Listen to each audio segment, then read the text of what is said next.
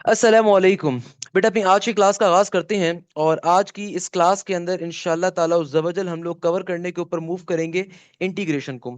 All दो integration पूरा तो शायद कवर ना हो सके, मगर हमारी कोशिश ये होगी कि इंटीग्रेशन जितना ज्यादा कवर हो सकता है हम उसको उतना ज्यादा इंशाल्लाह ताला कवर अप करने के ऊपर जाएंगे। देखो, whenever we talk about the integration, तो इंटीग्रेशन आप तमाम लोगों ने अपनी जिंदगियों में कभी ना कभी देखा होगा। आप तमाम लोगों ने कभी ना कभी इंटीग्रेशन के सिंबल को देखा होगा। इस तरीके का सिंबल होता है हमारे इंटीग्रेशन का। अब देखो, इंटीग्रेशन का ये जो आपका सिंबल है ना, इसको सांप का सिंबल भी हम कहते हैं। क्यों? क्योंकि भैया ये सबसे ज्यादा डेंजरस होता है बच्चों के लिए। अक्सर लोगों को फंसते भी इसी के अंदर है। अक्सर लोगों को डिफिकल्टी भी होती है सिंबल के अंदर। बाय द वे, ये सिंपल सा सिंबल कहलाता है इंटीग्रल का सिंबल। सही है। अच्छा, होता क्या है? देखो, इंटीग्रेशन को अंदर अक्सर बच्चों को डिफिकल्टी इसलिए फेस होती है क्योंकि वो इंटीग्रेशन के बेसिक कॉन्सेप्ट्स को अपने पास कभी भी गैदर नहीं करते। इंटीग्रेशन के चंद बुनियादी कॉन्सेप्ट्स हैं। अगर वो चंद बुनियादी कॉन्सेप्ट्स आपको आते हैं, आप हर तरह के क्वेश्चन को सिंप्लीफाई कर सकते हो, सॉल्व कर सकते हो, कर सकते हो। और उसके अंदर आपको चंद स्टेप्स को फॉलो करना पड़ेगा। सबसे पहला स्टेप होता है पावर फॉर्मूले का। इंटीग्रेशन के अंदर कभी भी हम कोई भी क्वेश्चन सॉल्व करेंगे ना, सबसे पहले उसे पावर फॉर्मूले के ऊपर, पावर रूल के ऊपर चेक करते हैं। दुनिया के अंदर इंटीग्रेशन को कभी भी आपने सिंप्लीफाई करना है तो वो हमेशा कहां पे सिंप्लीफाई होगा? पावर फॉर्मूले के ऊपर होगा। इंटीग्रेशन का पावर फॉर्मूला कहता क्या है? इंटीग्रेशन का पावर फॉर्मूला ये कहता है कि दुनिया के अंदर अगर किसी भी फंक्शन के ऊपर पावर एग्जिस्ट कर रही हो, तो याद रखिएगा, अच्छा एक बड़ी बुनियादी बात, कुछ रूल्स आपने साथ साथ अपने पास नोट डाउन करने, क्योंकि अगर आप चाहते हो कि आपकी तैयारी अच्छी हो, आप इंटीग्रेशन में कभी डिफिकल्टी आपको फेस ना हो, तो आपको ये चंद बातों का बड़ा ख्याल रखना है। सबसे बुनियादी बात क्या है? हमेशा याद रखिएगा, दुनिया के अंदर इंटीग्रेशन जब कभी अप्लाई होती है, तो अप्लाई होने की एक कंडीशन होती है कि बेटा फंक्शन का बाहर डेरिवेटिव होना चाहिए। दुनिया में कभी भी इंटीग्रेशन उस वक्त अप्लाई होगी जब आपका जो ओरिजिनल फंक्शन है उसका बाहर डेरिवेटिव होगा।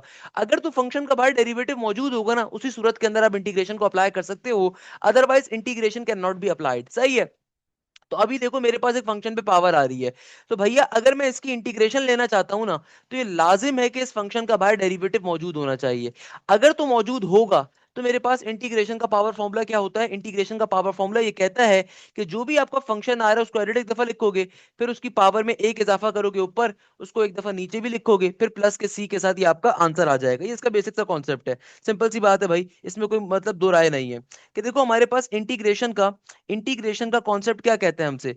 इंटीग्रेशन का कॉन्सेप्ट ये कहता है कि भाई दुनिया में किसी भी फंक्शन पे अगर पावर आ रही हो, तो बेटा उस फंक्शन का बाहर डेरिवेटिव होना चाहिए। अगर तो वो मौजूद है, अगर तो वो एग्जिस्ट कर रहा है, तो फिर आप इंटीग्रेशन का क्या अप्लाई कर सकते हो? इजीली वहां पे फॉर्मूला अप्लाई कर सकते हो, इंटीग्रेशन का पावर फॉर्मूला।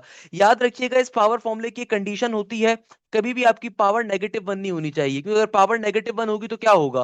कि भाई देखो, मेरे पास अगर फंक्शन एक्स की पावर -1 आ रहा है, मुझे इसकी इंटीग्रेशन अप्लाई करनी है, तो भाई अब देखो, अगर मैं इंटीग्रेशन का पावर फॉर्मूला यहां पे अप्लाई करने पे जाऊंगा ना, तो मसला क्या आएगा? वजह क्या हो जाएगी कि बेटा जब यहां पे मैं अप्लाई करने पे जाऊंगा, तो पावर में एक इजाफा क्या होगा ऊपर, उसको एक दफा नीचे भी लिखते हो, तो -1 + 1 0 बन जाएगा। तो यहाँ पे इंटीग्रेशन का पावर फॉर्मूला फेल हो जाएगा।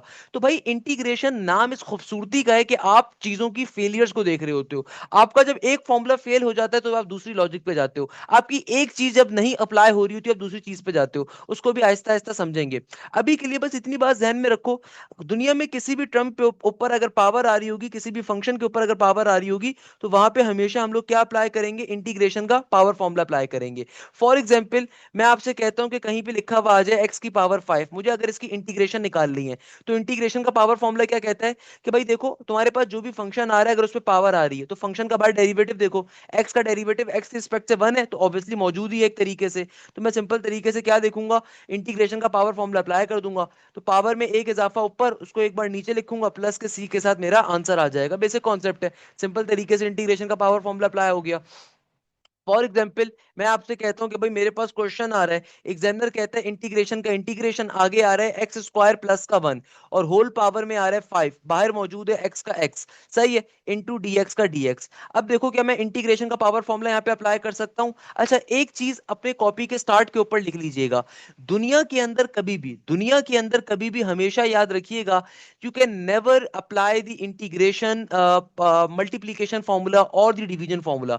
दुनिया में कभी भी इंटीग्रेशन के अंदर अंदर ना तो मल्टीप्लीकेशन फॉर्मूला एग्जिस्ट करता है ना डिवीजन फॉर्मूला एग्जिस्ट करता है। अक्सर बच्चों को बेसिक बात नहीं पता होती कि भाई अक्सर बच्चे समझते हैं कि इंटीग्रेशन के अंदर मल्टीप्लीकेशन फॉर्मूला भी एग्जिस्ट करेगा और डिवीजन फॉर्मूला भी होगा। इसको कहीं पे नोट डाउन कर लो, इंटीग्रेशन में डायरेक्टली कोई मल्टीप्लीकेशन फॉर्मूला नहीं है, कोई डिवीजन फॉर्मूला नहीं है। सही है ना? इंटीग्रेशन के अंदर हमारे पास कोई मल्टीप्लीकेशन फॉर्मूला नहीं है बेटा, कोई डिवीजन फॉर्मूला नहीं है, हमेशा ये चीज ध्यान में रखिएगा। There is no multiplication formula, there is no division formula, always remember this thing. बल्कि कभी भी दो टर्म्स अगर मल्टीप्लाई हो रही होंगी तो हमेशा हम लोग क्या देखेंगे, हम लोग देखेंगे कि आया मैं वहां पे कोई शॉर्टकट को, किसी कॉन्सेप्ट को अप्लाई कर सकता हूं कि नहीं कर सकता। इसीलिए पहली जो ट्रिक होती है इंटीग्रेशन को सॉल्व करने की, वो पावर फॉर्मूला होता है। अब देखो यहाँ पे ऑल्दो दो फंक्शंस मल्टीप्लाई हो रहे हैं, बट मुझे बात मालूम है कि इंटीग्रेशन के अंदर कोई मल्टीप्लीकेशन फॉर्मूला नहीं एग्जिस्ट करता। तो मैं क्या करूंगा, मैं सिंपल तरीके से यहाँ पे पावर फॉर्मूला चेक करता हूँ कि देखो इस कंप्लीट टर्म पे पावर आ रही है, क्या इसकी बेस का बाहर डेरिवेटिव मौजूद है। तो बेटा देखो एक्स स्क्वायर प्लस वन का डेरिवेटिव क्या होगा, एक्स स्क्वायर प्लस वन का डेरिवेटिव होगा हमारे पास सिंपल 2x के बराबर, और प्लस के वन का डेरिवेटिव क्या हो जाएगा, प्लस के वन का डेरिवेटिव होगा सिंपल तरीके से 0 के बराबर। तो मुझे साफ तौर पे दिख रहा है कि भैया पावर फॉर्मूला मुझसे कहता है कि एक्स स्क्वायर प्लस वन का बाहर डेरिवेटिव मौजूद नहीं है, क्योंकि बाहर अभी सिर्फ x आ रहा है, 2 नहीं मौजूद है। तो मैं क्या करूंगा, पहले मल्टीप्लाई डिवाइड करके इसको लेकर आऊंगा। तो हमने क्या करना है, 2 से डिवाइड, 2 से मल्टीप्लाई, तो ये बन गया एक्स स्क्वायर प्लस का 1 होल पावर में 5। तो 2 से आपने मल्टीप्लाई किया, 2 से आपने डिवाइड किया। देखो इससे फायदा क्या हुआ, इससे फायदा ये हुआ कि आपकी बेस का बाहर डेरिवेटिव आ गया, बेस का क्या आ गया, बाहर डेरिवेटिव आ गया। Once you have the derivative of your base, then finally आप इंटीग्रेशन का पावर फॉर्मूला अप्लाई कर सकते हो।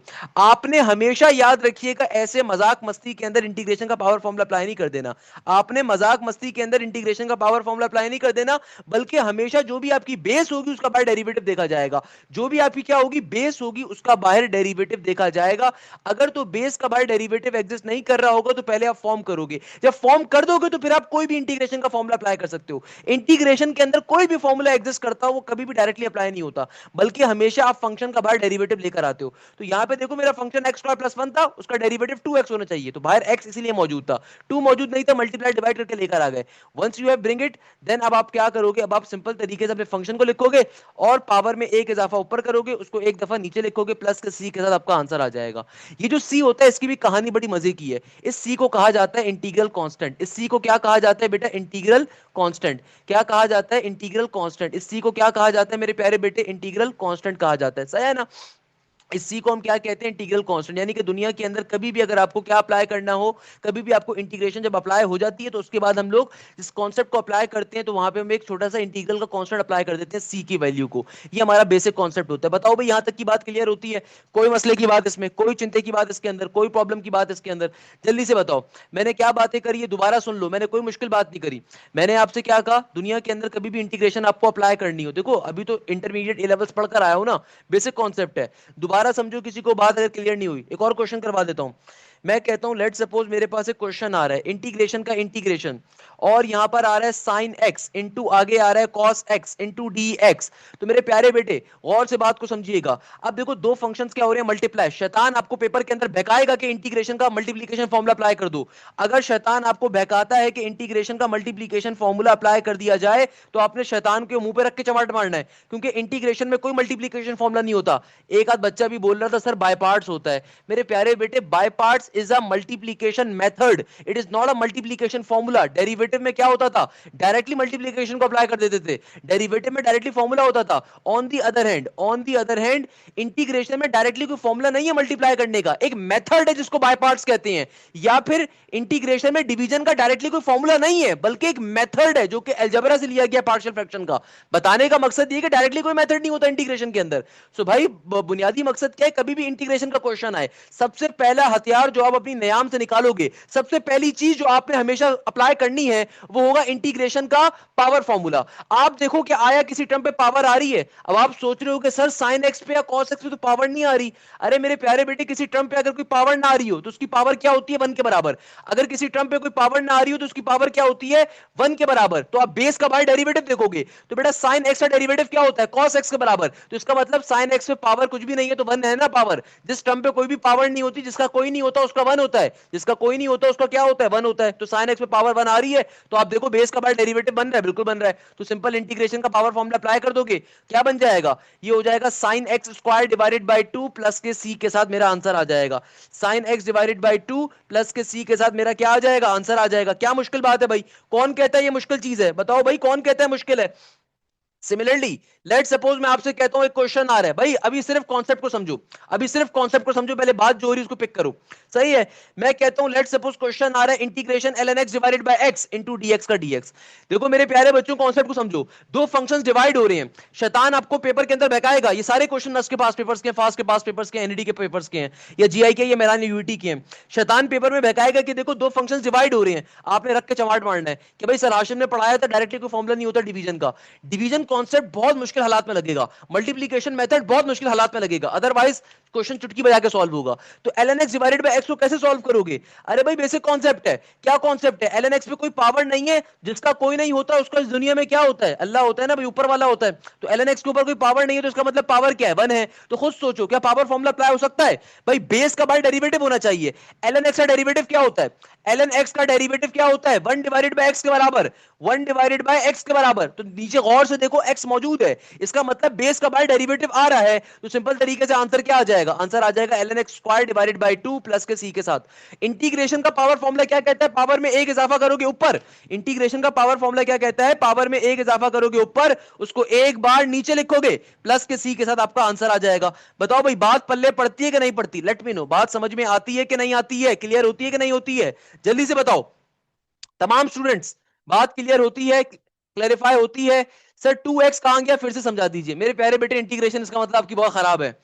देखो भैया एक मिसाल को समझो, दुनिया के अंदर आप कभी किसी रिश्तेदार के घर गए हो, पहले मुझे बताओ, एक बहुत अच्छा क्वेश्चन आया एक बच्चे का, सर ये cos x कहां गया, या सर ये वाला x कहां गया आंसर के अंदर, सर ये ऊपर वाला जो 2x है कहां चला गया। इसकी मैं अक्सर मिसाल देता हूं बच्चों को, अभी बकरा ईद आएगी या उससे पहले होली आई थी या क्रिसमस आई थी, आप किसी रिश्तेदार के घर पे गए थे, किसी गाड़ी से गए होगे, बस से गए होगे, मोटरसाइकिल से गए होगे, उस गाड़ी का या उस बस का या उस पर्टिकुलर सवारी का मकसद क्या था, रिश्तेदार के घर पहुंचाना आपको, या आपने उस सवारी को उनके डायरिंग रूम में घुसाया था, या आपने जो सवारी थी जिस मोटरसाइकिल के ऊपर आप अपने खाला के घर मिलने के लिए उनसे गए थे, क्या वो मोटरसाइकिल लेके उनके बेडरूम में चले गए थे, या घर के बाहर छोड़ी थी, घर के बाहर छोड़ी होगी ना, क्यों, क्योंकि उस सवारी का मकसद आपको खाली एक जगह से दूसरी जगह पहुंचाना था, सही है। इसी तरीके से जो फंक्शन का डेरिवेटिव होता है इसका मकसद होता है फॉर्मूला अप्लाई करवाना, जब फॉर्मूला अप्लाई हो गया तो इसका नेमो बदल क्या हो जाएगा, खत्म हो जाएगा, ये दुनिया से इसकी हस्ती मिट जाएगी। भाई देखो फंक्शन का जो डेरिवेटिव होता है इसका मकसद क्या होता है, इसका मकसद होता है खाली फॉर्मूला अप्लाई करवाना, once the formula is applied इसका काम खत्म हो गया, आंसर में थोड़ी लिखा जाता है ये। भाई इंटीग्रेशन का ऊपर फॉर्मूला लिखा था ना, फॉर्मूला गौर से क्यों नहीं देखा था आपने मेरे प्यारे बेटे। देखो भैया आपके पास ऊपर पावर आ रही है तो फंक्शन का बाय डेरिवेटिव देखा आपने, तो फंक्शन का जो डेरिवेटिव होता है आंसर में थोड़ी कहीं मौजूद है, तो इसका मकसद क्या होता है, इसका मकसद होता है खाली फॉर्मूला अप्लाई करवाने में इस्तेमाल हो जाता है। भाई इसका मकसद क्या होता है, दूसरे को कामयाबी दिलवाने में इस्तेमाल हो जाता है, बात समझ में आ रही है मेरे प्यारे बेटे। इसका मकसद क्या होता है, सिर्फ और सिर्फ इस्तेमाल हो जाना, इसका मकसद क्या होता है, सिर्फ और सिर्फ इस्तेमाल हो जाना, that the logic here, clear है मेरे प्यारे बेटे, ये इसकी लॉजिक होती है बुनियादी सी, कोई मुश्किल चीज नहीं है इसके अंदर। अच्छा एक और क्वेश्चन देखो, देखो अभी सारी बातें भूल जाओ, बहुत सारे क्वेश्चंस करवाऊंगा, ये सबसे इंपॉर्टेंट टॉपिक है भाई इंटीग्रेशन का पावर फॉर्मूले का। एग्जामिनर कहता है इंटीग्रेशन अप्लाई हो रही है अंडर रूट एक्स के ऊपर, कैसे सॉल्व करोगे। अब बच्चा बेचारा परेशान है, बेतहाशा आता है, भाई अंडर रूट का मतलब क्या होता है मेरे प्यारे बेटे, अंडर रूट किस चीज को कहते हैं, अंडर रूट कहते हैं हमारे पास पावर में 1/2 का होना, सही है, पावर में क्या होता है 1/2। तो खुद देखो आप, क्या बेस का बाय डेरिवेटिव मौजूद है, एक्स का डेरिवेटिव एक्स रिस्पेक्ट से 1 होगा, जो कि एक तरीके से मौजूद ही है। तो सिंपल तरीके से इंटीग्रेशन का पावर फॉर्मूला अप्लाई कर दीजिए, तो क्या बन जाएगा, पावर में एक इजाफा ऊपर, तो 1/2 प्लस का 1, 1/2 प्लस का 1 किसके बराबर होता है, 3/2 के बराबर, उसको एक दफा ऊपर भी लिखोगे उसको एक दफा नीचे भी लिखोगे, जो पावर ऊपर फॉर्म करोगे उसको एक दफा नीचे डिवीजन में भी लिखते हैं, प्लस के सी के साथ क्या आ जाएगा, आंसर आ जाएगा। तो पावर में एक इजाफा ऊपर, तो 1/2 प्लस का 1 क्या बन जाएगा, 3/2, तो जो भी वैल्यू है उसको ऊपर भी लिखोगे उसको नीचे भी लिखोगे, तो 1/2 प्लस का 1 क्या होता है, 3/2 के बराबर, क्वेश्चन सॉल्व हो गया। बिफोर टेकिंग योर क्वेश्चन मैं आपको, बिफोर टेकिंग योर क्वेश्चन मैं चंद क्वेश्चन लिख रहा हूं, जल्दी से जिन बच्चों को बात क्लियर हुई है वो समझेंगे और वो सॉल्व करके मुझे दिखाएंगे तमाम बच्चे। मैं बाकी फिर क्वेश्चन बच्चों के क्वेश्चन अभी ले रहा हूं, मुझे एक सेकंड दीजिएगा। मैं कहता हूं लेट सपोज क्वेश्चन आ जाए tangent inverse x divided by 1 plus x square, इसका आंसर एक मुझे निकाल कर बताओ क्या होना चाहिए।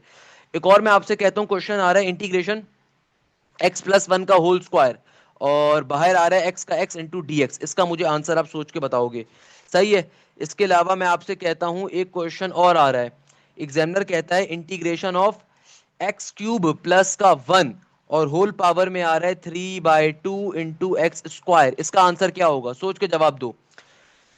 मैं कहता हूं एक क्वेश्चन आ रहा है 1 - 1, यहां पर आ रहा है x square into D x, इसका आंसर क्या होगा? सही है। एक क्वेश्चन मैं कहता हूं कि आ रहा है मेरे पास, एक क्वेश्चन मेरे पास आ रहा है, अल्लाह भला करे, किसके बराबर? एक क्वेश्चन आ रहा है मेरे पास, इंटीग्रेशन ऊपर आ रहा है upper limit 2 lower limit 0 into X plus one का whole square into D x का डीएक्स। अभी देखते हैं इसका आंसर भी क्या होगा। जल्दी से, मैंने 5 क्वेश्चन रखे हैं। देखो भाई, क्वेश्चन दिखाने का मकसद ये नहीं होता कि आप बेहोश हो जाओ कि नहीं सर खुद इतने आसान वाले क्वेश्चन हमें दे दिए, मुश्किल वाले हमें दे दिए। नहीं, ऐसा कुछ भी नहीं है, सारे क्वेश्चन आसान है। थोड़ी सी लॉजिक को आपने अप्लाई करना है। मैं आपको सारे क्वेश्चन एक्सप्लेन करूंगा, सॉल्व भी करवाऊंगा, मगर मेरे प्यारे बेटे मैं एटलीस्ट चाहता हूं कि मैंने जितनी बात अभी तक करी है ना, वो बात कितनी आपको क्लैरिफाई हुई है, वो आपने मुझे सॉल्व करके दिखाना है। मेरा बेटा, यहाँ पे हमने एक बच्चे का क्वेश्चन आया तो वो नेगेटिव वाली बात मुझे समझ में आई, वो बच्चा क्या कह रहा था।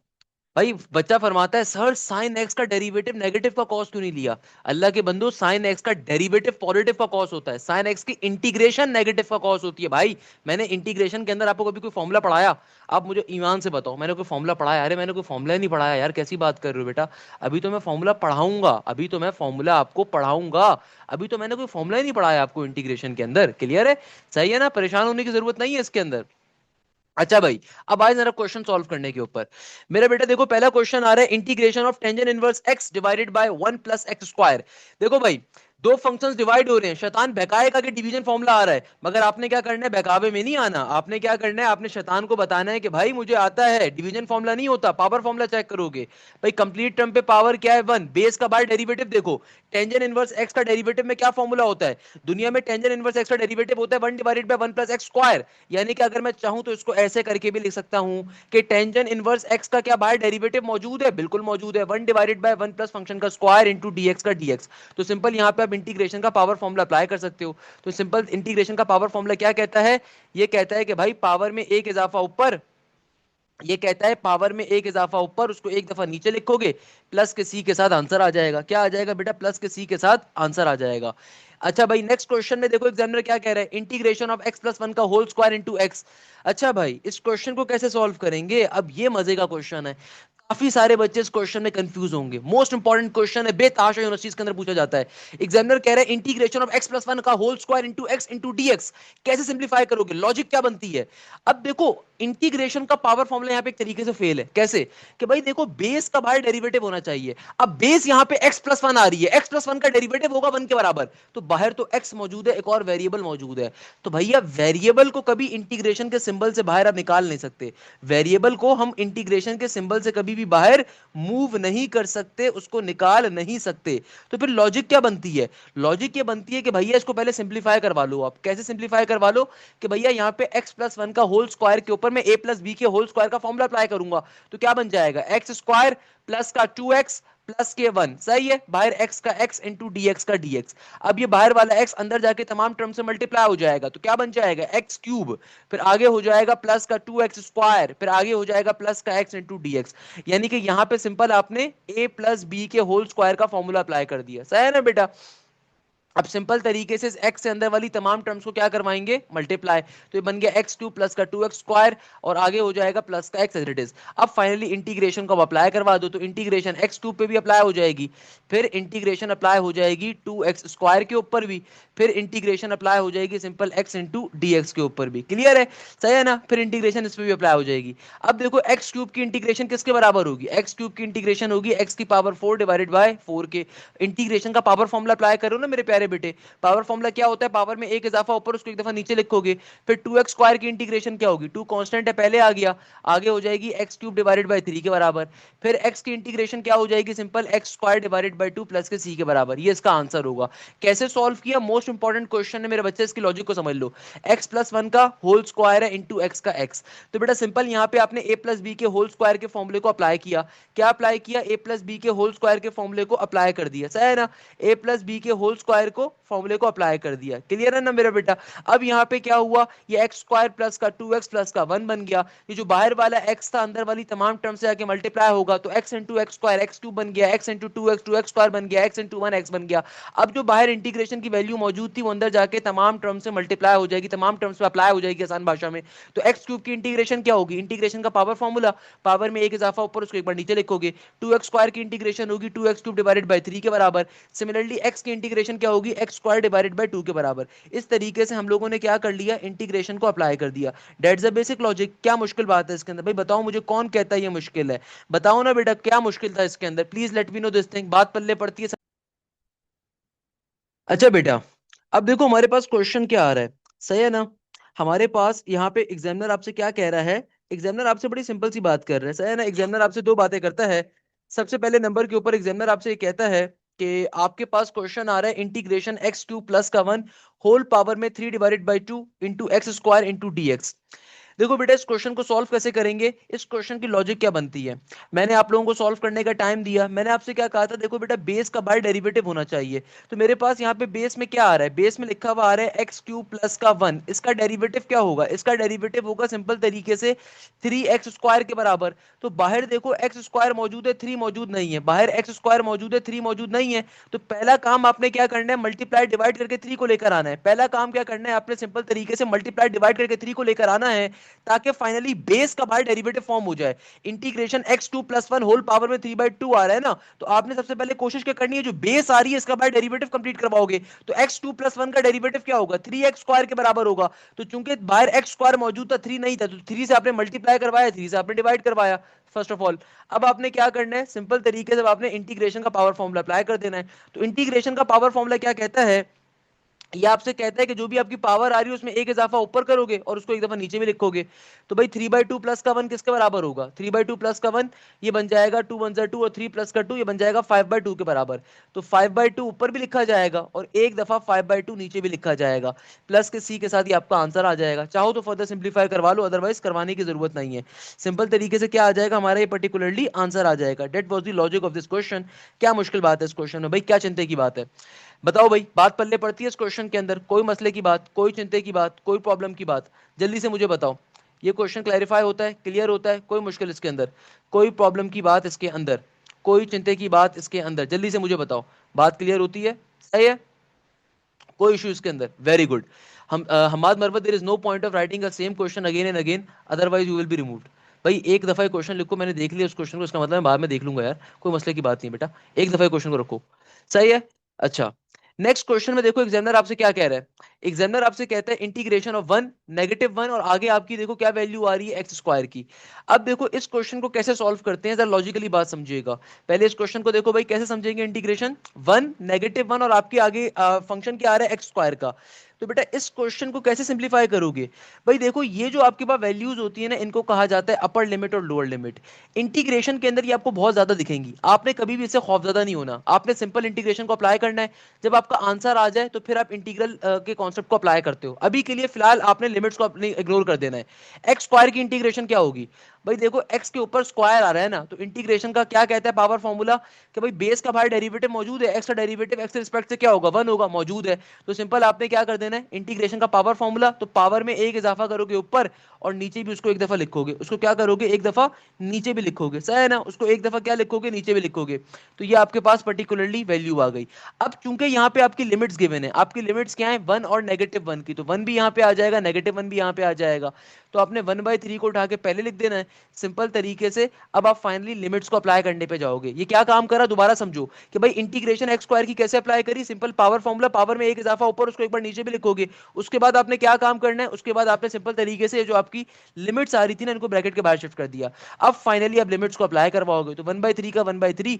लिमिट्स को अप्लाई कैसे करते हैं, जो अपर लिमिट होती है ना, इसको एक दफा फंक्शन में डालो, फिर माइनस का साइन, फिर एक दफा लोअर लिमिट को डालो तो -1 आ जाएगा। तो सिंप्लीफाई इसको करवा दीजिए, तो क्या बन गया, 1/3 का 1/3, 1 -1, तो ये बन जाएगा 2 के बराबर। तो आंसर आ जाएगा 2/3 के बराबर। ये इस क्वेश्चन का सिंपल सा आंसर था। इसका आंसर क्या था, 2/3 यूनिट्स के बराबर, ये इसका आंसर था। कैसे सॉल्व किया, दोबारा समझ लो, मोस्ट इंपॉर्टेंट कॉन्सेप्ट है। देखो बेटा, कभी भी दुनिया के अंदर किसी भी फंक्शन पे अगर लिमिट आ रही हो तो भाई इन लिमिट्स का आपने स्टार्टिंग के अंदर कभी भी आपने परेशान नहीं होना। लिमिट से कभी भी स्टार्टिंग में परेशान नहीं होना आपने। आपने सिंपल इंटीग्रेशन को अप्लाई करना है। एक्स प्लस वन के होल स्क्वायर की इंटीग्रेशन क्या होगी? एक्स प्लस वन के होल स्क्वायर की इंटीग्रेशन कैसे अप्लाई करोगे? देखो पावर फॉर्मूला, क्या बेस का बाहर डेरिवेटिव मौजूद है? बिल्कुल मौजूद है। एक्स का डेरिवेटिव एक्स के रिस्पेक्ट से क्या होता है? वन के बराबर होता है, मौजूद है। तो सिंपल इंटीग्रेशन का पावर फॉर्मूला अप्लाई कर देंगे तो क्या बन जाएगा? ये बन जाएगा एक्स प्लस वन का होल क्यूब और नीचे भी थ्री आ जाएगा। अब आप फाइनली अपनी लिमिट्स को अप्लाई कर सकते हो। आपकी लिमिट्स क्या है? टू और जीरो की। लिमिट्स अप्लाई कैसे होती है कि देखो ये जो कांस्टेंट आ रहा है इसको उठा के मैंने बाहर फेंक दिया। लिमिट्स को अप्लाई करने का तरीकेकार क्या होता है बेटा? ये आपकी अपर लिमिट है, ये आपकी लोअर लिमिट है। ये आपकी अपर लिमिट है, ये आपकी लोअर लिमिट है। एक दफा अपने फंक्शन में डालोगे अपर लिमिट को, एक दफा क्या डालोगे? अपनी अपर लिमिट को, तो टू प्लस वन का क्यूब बन जाएगा। फिर माइनस का साइन एक दफा डालोगे अपनी लोअर लिमिट को, एक दफा क्या डालोगे? अपनी लोअर लिमिट को। इसको सिंप्लीफाई करवा दो, आंसर आ जाएगा। क्या बन जाएगा? टू प्लस वन, थ्री का होल क्यूब। थ्री का स्क्वायर नाइन होता है, थ्री का क्यूब 27 होता है। वन का क्यूब वन के बराबर ही होता है, तो किसके बराबर आ गया? ये आ जाएगा 26/3 के बराबर। किसके बराबर आ जाएगा? 26/3 के बराबर। ये इस क्वेश्चन का सिंपल सा आंसर आ गया। भाई चैट्स मैंने ऑफ करी हुई है, परेशान होने की जरूरत नहीं है। आप चैट मुझसे डायरेक्टली कर सकते हो। डायरेक्टली आपके पास चैट के ऊपर ऑप्शन आ रहा होगा होस्ट और को होस्ट के ऊपर मैसेज सेंड करने का, उसके ऊपर आप बिल्कुल चैट अपनी मुझे भेज सकते हो। सही है ना? अपने मसले को, अपनी परेशानी को जल्दी से लिखो। भाई क्या प्रॉब्लम है यहाँ पे? जल्दी से बताओ। यहां तक की बात क्लियर होती है? मैं फिर आपका चैट भी देख लेता हूँ। देखो बेटा, दो चीजों का आपने ख्याल रखना है और ये दो चीजें क्या होती हैं हमेशा याद रखिएगा। दुनिया के अंदर आप कभी भी, दुनिया के अंदर अगर आप कभी भी क्या अप्लाई करते हो बेटा? इंटीग्रेशन को अप्लाई करते हो किसी भी फंक्शन के ऊपर, सही है? तो इंटीग्रेशन नॉर्मल हालात में अप्लाई हो जाएगी। फॉर एग्जांपल मैं कहता हूं कहीं पे लिखा हुआ आ रहा है इंटीग्रेशन की पावर 4 और यहाँ पे आपको एक अपर लिमिट गिवन है 5, लोअर लिमिट गिवन है 2 इंटू डी एक्स का d x as it is. अब देखो, अगर मुझे इस क्वेश्चन को सिंप्लीफाई करना है, इसको सॉल्व करना है, कैसे करूंगा? भाई देखो, सिंपल इंटीग्रेशन x की पावर 4 पे कैसे अप्लाई करोगे? ये अप्लाई हो जाएगी, फंक्शन को एक बार लिखोगे, पावर में एक इजाफा ऊपर, उसको एक बार नीचे लिखोगे, ये आ गया प्लस के c के साथ आपका आंसर नॉर्मल हालात के अंदर। मगर मुझे साफ तौर पे दिख रहा है कि यहाँ पे लिमिट्स आ रही हैं। ये एक अपर लिमिट होती है, एक लोअर लिमिट होती है। तो जब इंटीग्रेशन को अप्लाई कर दोगे तो लिमिट से ब्रैकेट के ऊपर शिफ्ट हो जाएंगी। लिमिट्स क्या हो जाएंगी? ये ब्रैकेट्स के ऊपर शिफ्ट हो जाएंगी। अब आपने करना क्या है? जो कांस्टेंट है उसको उठा के आपने बाहर शिफ्ट कर दिया और सिंपल तरीके से अब आपने अपर लिमिट और लोअर लिमिट को अप्लाई करना है। अपर लिमिट और लोअर लिमिट को अप्लाई कैसे करते हैं? एक दफा आपके क्वेश्चन में जहां जहां फंक्शन आ रहा है वहां पे आप अपर लिमिट को डालोगे तो भाई x की जगह पे 5 आ जाएगा, पावर में 5, फिर माइनस का साइन, फिर लोअर लिमिट को डालोगे तो 2 की पावर 5 बन जाएगा। सिंप्लीफाई करोगे आंसर आ जाएगा। जब कभी आप लिमिट्स को अप्लाई करते हो तो ऑलरेडी आपका आंसर कांस्टेंट की फॉर्म में होता है, तो आपको कांस्टेंट के अंदर आंसर पे लिखने की जरूरत नहीं पड़ती। दैट्स द लॉजिक है, ये इसका बेसिक सा तरीकेकार होता है। कोई भी दुनिया में क्वेश्चन आपके पास आ जाए, फॉर एग्जाम्पल एग्जामिनर कहता है क्वेश्चन आ रहा है integration sine x into cos x, यहाँ पे साइन क्यूब एक्स गिवन है और यहाँ पे आपको लिमिट गिवन है लेट सपोज पाई/2 की और यहाँ पे गिवन है 0 की इंटू डी एक्स का डी एक्स। इसको सॉल्व कैसे करोगे? देखो भैया, साइन एक्स के ऊपर पावर आ रही है तो साइन एक्स का बाहर डेरिवेटिव मौजूद है, बिल्कुल मौजूद है। साइन एक्स का डेरिवेटिव क्या होता है? कॉस के बराबर। तो मैं यहाँ पे सिंपल साइन एक्स की इंटीग्रेशन ले लूंगा, पावर फॉर्मूला अप्लाई कर दूंगा। इंटीग्रेशन में क्या फॉर्मूला होता है हमारे पास? Power formula. पावर फॉर्मूला कहता है जो भी पावर आ रही है उसमें एक इजाफा ऊपर करोगे, उसको एक दफा नीचे लिखोगे। अब आप सिंपल तरीके से अपनी लिमिट्स को अप्लाई कर दोगे। आपकी लिमिट्स क्या है? पाई/2 की और 0 की। आपकी लिमिट्स क्या है? पाई/2 की और 0 की। अब फाइनली आपने अपनी लिमिट्स को अप्लाई करवाना है। That's a very basic thing. तो भाई मैं अपनी सिंपल इस कांस्टेंट को उठा के बाहर शिफ्ट कर दिया। लिमिट्स को अप्लाई कैसे करते हैं? भाई जो भी आपका इनपुट वाली जगह है ना, वहां पे एक दफा आप डालोगे अपर लिमिट को तो ये बन जाएगा साइन पाई/2, 4 का 4 एट इट इज। फिर माइनस का साइन, एक दफा मैं डालूंगा यहाँ पे लोअर लिमिट को जो कि 0 है। भाई लिमिट्स को अप्लाई करने का फॉर्मूला होता है upper limit minus lower limit, upper limit minus lower limit. ये सिंपल सा क्या होता है हमारे पास फॉर्मूला होता है। That's a very basic thing. तो हमने इसी चीज को यहाँ पे अप्लाई करना है, इसी चीज को यहाँ पे सिंप्लीफाई करना है। अब देखो भैया, यहाँ पे एग्जामिनर क्या कह रहा है, क्या बन जाएगा? साइन पाई/2 किसके बराबर होता है? साइन पाई/2 बराबर होता है साइन 90 डिग्री के। साइन पाई/2 हम किसे कहते हैं? साइन 90 को कहते हैं। तो क्या बन जाएगा? 1/4 का 1/4, तो साइन 90 बराबर होता है 1 के, माइनस का साइन, साइन 0 डिग्री बराबर होता है 0 के, खत्म हो जाएगा। तो ओवरऑल मेरा आंसर क्या आ जाएगा? 1 के बराबर। क्वेश्चन सॉल्व हो गया। बताओ भाई इसमें क्या मुश्किल बात है? प्लीज लेट मी नो जल्दी से, क्या मुश्किल बात है? अच्छा बेटा, अब देखो नेक्स्ट क्वेश्चन में एग्जामिनर आपसे क्या कह रहे हैं। हमारे पास जो नेक्स्ट कॉन्सेप्ट आता है, इस कॉन्सेप्ट के अंदर एग्जामिनर आपसे क्या कह रहा है? एग्जामिनर आपसे बड़ी सिंपल सी बात कर रहा है और वो आपसे कहता है कि भाई सिंपल तरीके से क्या निकाल कर बताओ? एग्जामिनर की एक लॉजिक होती है कि एलन शॉर्टकट को कैसे अप्लाई करना है। कभी भी दुनिया के अंदर हमारे पास इंटीग्रेशन के अंदर जब पावर फॉर्मूला फेल हो जाएगा, कभी भी इंटीग्रेशन के अंदर अगर पावर फॉर्मूला क्या हो जाएगा, फेल हो जाएगा, तो हम जिस कॉन्सेप्ट के ऊपर मूव करते हैं इसका नाम होता है एलन शॉर्टकट कॉन्सेप्ट। इस कॉन्सेप्ट का नाम क्या होता है बेटा? इस कॉन्सेप्ट का नाम होता है एलन शॉर्टकट कॉन्सेप्ट। अब देखो भाई, ये एलन शॉर्टकट क्या होता है और एलन शॉर्टकट हमसे क्या बात करता है? एलन शॉर्टकट हमसे दो बातें बड़ी कैटेगोरिकल वे में कह रहा होता है कि भाई दुनिया में कभी भी पावर फॉर्मूला अगर फेल हो जाए तो फिर आपने जिस शॉर्टकट के ऊपर मूव करना है वो एलन शॉर्टकट होगा। ये हमारे पास हथियार नंबर 2 है। यानी कि कभी भी पावर फॉर्मूला फेल हो जाएगा तो हमेशा हम लोग एलन के शॉर्टकट के ऊपर मूव किया करेंगे। अब देखो, पावर फॉर्मूला फेल कब होता है? जैसे कि हम लोगों ने भी डिस्कस किया था, अगर कभी भी दुनिया के अंदर किसी भी टर्म की होल पावर क्या आ जाए -1 के बराबर, तो वहां पे पावर फॉर्मूला क्या होगा? फेल हो जाएगा। कैसे? कि देखो, अगर मैं इस नीचे वाले x को नीचे से ऊपर शिफ्ट करता हूं तो ऊपर जाके क्या बन जाएगा? x की पावर -1। जब मैं नीचे वाले x को नीचे से ऊपर शिफ्ट करूंगा तो ऊपर जाके क्या बन जाएगा? पावर में -1 आ जाएगा।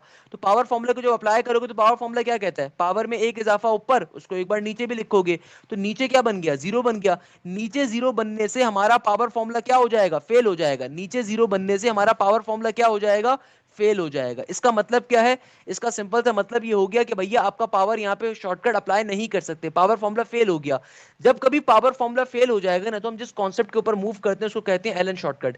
एलन शॉर्टकट आपसे ये कहता है कि कभी भी अगर आपके पास दुनिया में दो फंक्शंस डिवाइड हो रहे हैं इस तरीके से कि नीचे वाले फंक्शन का अगर ऊपर डेरिवेटिव एग्जिस्ट कर रहा हो, अगर नीचे वाले फंक्शन का ऊपर क्या एग्जिस्ट कर रहा हो? डेरिवेटिव एग्जिस्ट कर रहा हो, तो भैया हमेशा याद रखिएगा आपने करना क्या है? एक दफा एलन को अप्लाई करना है।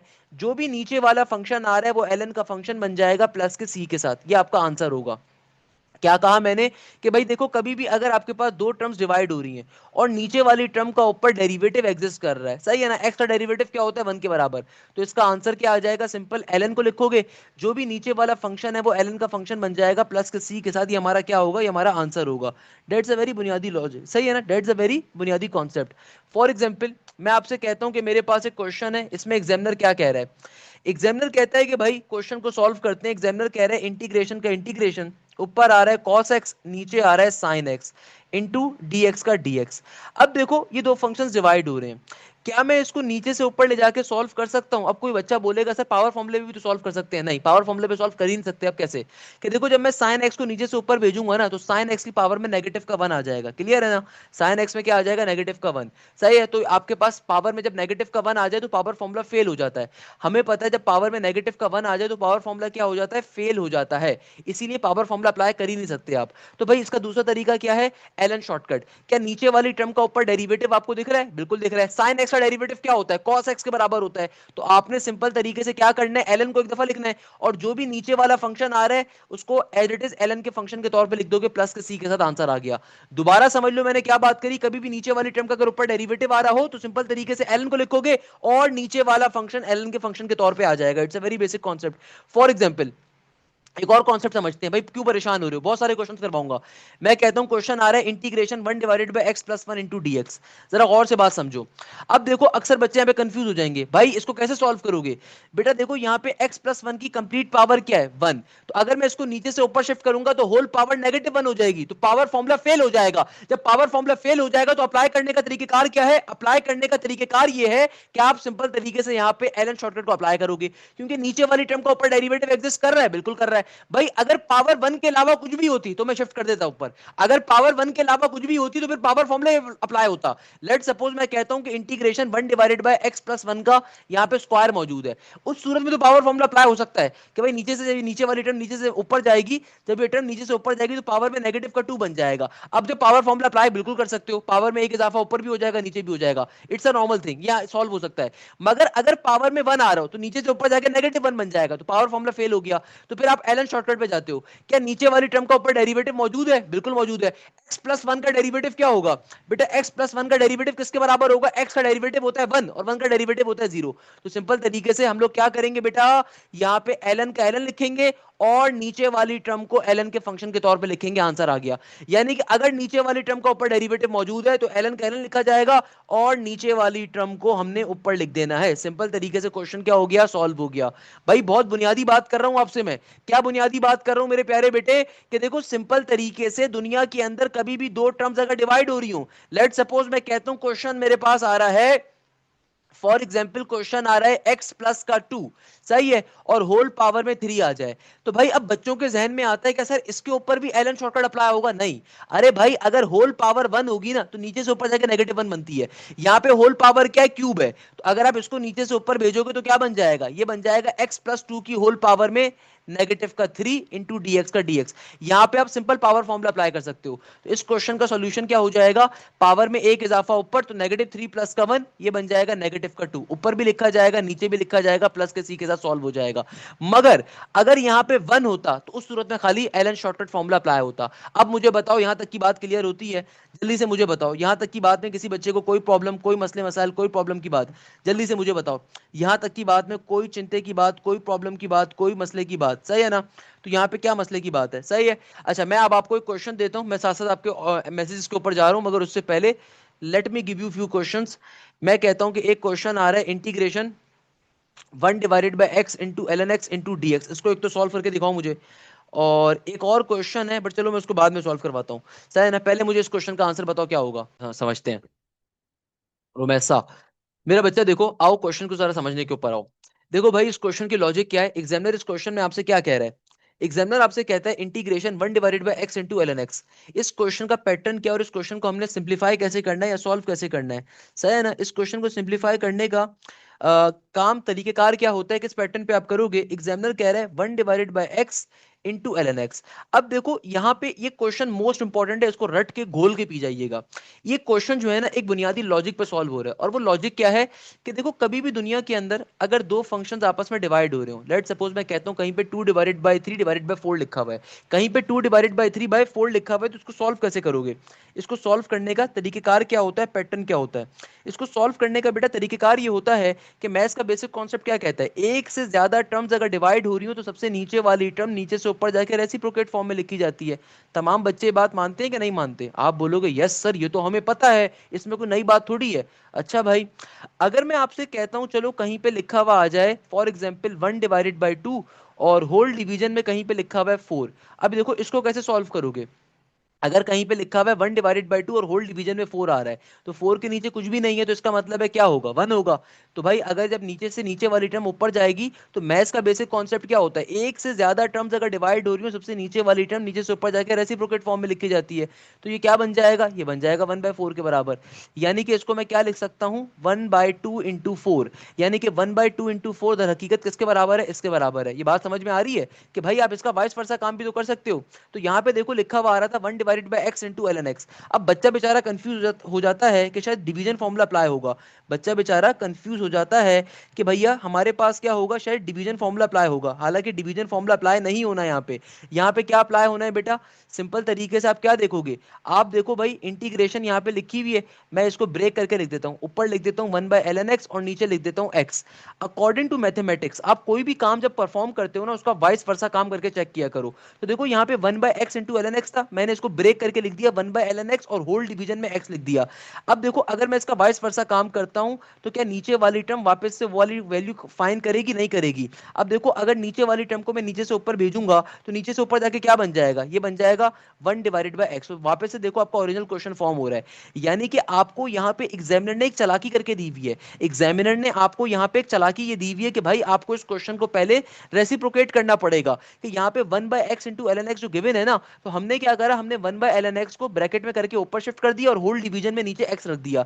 इससे फायदा क्या हुआ? इससे फायदा ये हुआ कि ऊपर 1 बाय एल एन एक्स आ गया और नीचे एक्स आ गया। या फिर आप इसका उल्टा काम कर सकते हो। उल्टा काम क्या होगा? आप बोलते हो नहीं सर मुझे ऐसे नहीं करना, आप दूसरी वाली टर्म को ब्रेक कर दो। भाई दोनों काम कर सकते हो ना, कि यार मैं ऊपर क्या कर देता हूं, ऊपर मैं 1 बाय एक्स को रख देता हूं और नीचे मैं एल एन एक्स को रख देता हूं। ये काम भी आप कर सकते हो। भाई देखो ये दो टर्म्स नीचे मल्टीप्लाई हो रही है, ऊपर डिवीजन के ऊपर 1 आ रहा है। तो मैथ्स आपसे कहता है, आप कभी भी मैथ्स के अंदर अगर टर्म्स को आगे पीछे शिफ्ट करते हो ना, तो मैथ्स का एक कॉन्सेप्ट होता है कि भाई क्या आप उसका वाइस वर्सा काम कर सकते हो? क्या आपने जो काम यहाँ पे परफॉर्म करा, क्या आप उसको जस्टिफाई कर सकते हो? हम बिल्कुल कर सकते हैं। कैसे जस्टिफाई कर सकते हो? कि देखो ऊपर 1 बाय एक्स है, और मैथ्स का बेसिक कॉन्सेप्ट क्या होता है कि अगर एक से ज्यादा टर्म्स डिवाइड हो रही हो, सबसे नीचे वाली टर्म नीचे से ऊपर जाकर रेसिप्रोकेट फॉर्म में लिखी जाएगी, तो वापस से ये वही चीज बन जाएगी ना, वापस से यही चीज बन जाएगी। इसका मतलब हमने सही काम करा है, कोई मसले की बात नहीं है। इससे फायदा क्या होगा? इससे अल्टीमेटली फायदा हमें ये होगा कि भाई नीचे वाली टर्म का ऊपर डेरिवेटिव फॉर्म हो रहा है। एल एन एक्स का डेरिवेटिव क्या होता है? 1 बाय एक्स के बराबर होता है। ln x का डेरिवेटिव क्या होता है, 1/x के बराबर होता है। तो इसका मतलब सिंपल तरीके से आप इंटीग्रेशन का फॉर्मूला अप्लाई कर सकते हो। तो इंटीग्रेशन का फॉर्मूला क्या होगा, एक दफा ln को लिखोगे और ये जो ln x आ रहा है नीचे, इसको आपने ln के फंक्शन के तौर पे लिख देना है, प्लस के c के साथ आपका क्या आ जाएगा, प्लस के c के साथ आंसर आपका आ जाएगा, प्लस के c के साथ क्या आ जाएगा, आपका आंसर आ जाएगा। That's the logic here. मुझे बताओ इसमें क्या मुश्किल बात है, मुझे बताओ इसमें क्या मुश्किल बात है, क्या चिंता की बात है, बताओ। ये बात पल्ले पड़ती है, बात समझ में आती है, कोई मसले की बात, कोई प्रॉब्लम की बात, कोई इशू की बात, जल्दी से मुझे बताओ। ये बात समझ में आती है सबको, कोई मसले की बात, कोई इशू की बात, कोई प्रॉब्लम की बात, क्लियर होती है बेटा ये बात, कोई मसला है इसके अंदर, कोई चिंता की बात। भाई मैंने चैट्स आपकी मेन चैट्स को ऑन किया है, आप मेन चैट के ऊपर ही बात मुझसे कर सकते हो। देखो बात को समझो मेरे प्यारे बेटे, क्वेश्चन क्या गिवन है, क्वेश्चन गिवन है 1/x इंटू ln x, सही है। देखो कॉन्सेप्ट को पिक करो, कॉन्सेप्ट क्या है कि यार यहाँ पे दो टर्म्स नीचे क्या हो रही हैं, मल्टीप्लाई हो रही हैं, सही है, दो टर्म्स नीचे मल्टीप्लाई हो रही है, ऊपर 1 आ रहा है। मेरे प्यारे बेटे लॉजिक क्या बनती है, देखो लॉजिक हमारे पास क्या होती है, हमारी लॉजिक ये होती है कि अगर एग्जामिनर हमसे ये कहता है, अगर एग्जामिनर हमसे ये कह रहा है कि भाई तुम्हारे पास दो टर्म्स नीचे मल्टीप्लाई हो रही हैं, मुझे इंटीग्रेशन को अप्लाई करना है, तो इंटीग्रेशन का पहला कॉन्सेप्ट हमने पढ़ा था पावर फॉर्मूले का, दूसरा कॉन्सेप्ट हमने पढ़ा था एलन शॉर्टकट का, कि नीचे वाली टर्म का ऊपर डेरिवेटिव होना चाहिए। तो यहां पे हम लोग पावर फॉर्मूला तो अप्लाई नहीं कर सकते, तो क्या अप्लाई करेंगे, जब पावर फॉर्मूला अप्लाई नहीं कर सकते तो क्या अप्लाई करेंगे मेरे प्यारे बेटे, हम एलन शॉर्टकट को अप्लाई करना चाह रहे हैं। अब यहां पे दो टर्म्स मल्टीप्लाई हो रही है ना, तो मैंने क्या करा भाई, मैंने इसका वाइस वर्सा काम कर दिया, कि भाई वाइस वर्सा काम क्या है, कि मैंने 1/x को, देखो आप इसको ब्रेक करके लिख दो ना, आप इसको ब्रेक करके ऐसे करके लिख दो 1/x into 1/ln x।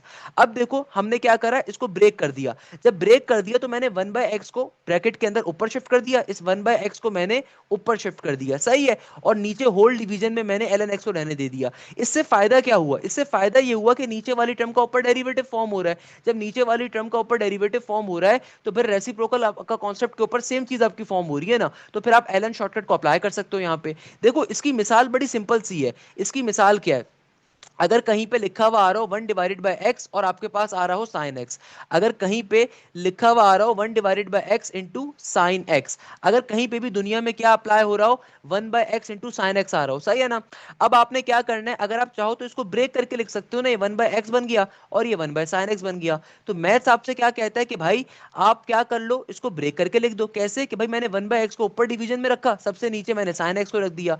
According to mathematics अगर एक से ज्यादा टर्म्स डिवाइड हो रही हो, नीचे वाली टर्म नीचे से ऊपर जाकर रेसिप्रोकेट फॉर्म में लिखी जाएगी, तो वापस से यही चीज बन जाएगा ना भाई, वापस से यही वैल्यू फॉर्म हो जाएगी, तो वापस से यही वैल्यू बन जाएगी ना। अब आप इंटीग्रेशन को अप्लाई कर दो, इस फॉर्मेट में लाने के पीछे रीजन क्या है कि इंटीग्रेशन अप्लाई करना थोड़ा आसान हो जाए, इस फॉर्मेट में लाने के पीछे रीजन क्या है कि इंटीग्रेशन अप्लाई करना हमारे लिए थोड़ा सा आसान हो जाए, डेट्स द रीजन। बात समझ में आ रही है बेटा, बात क्लैरिफाई होती है, बात क्लियर होती है तमाम बच्चों को, इसमें कोई मसले की बात, अब बताओ भाई कोई चिंता की बात इसके अंदर, कोई प्रॉब्लम की बात इसके अंदर।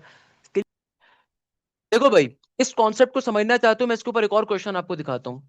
फॉर एग्जाम्पल मैं आपसे कहता हूं कहीं पे लिखा हुआ आ जाता है मेरे पास, अल्लाह भला करे क्या, मेरे पास लिखा हुआ आ रहा है अल्लाह भला करे, अल्लाह भला करे, ऊपर आ रहा है आपके पास √x, सही है ना, नहीं ऊपर मेरे पास आ रहा होगा, चलो मैं एक पास पेपर से क्वेश्चन डायरेक्टली पास पेपर से निकाल लेता हूँ, मैं एक काम करता हूँ डायरेक्टली पास पेपर से क्वेश्चन निकाल लेता हूँ, गिव मी अ सेकंड, मैं एक पास पेपर का क्वेश्चन।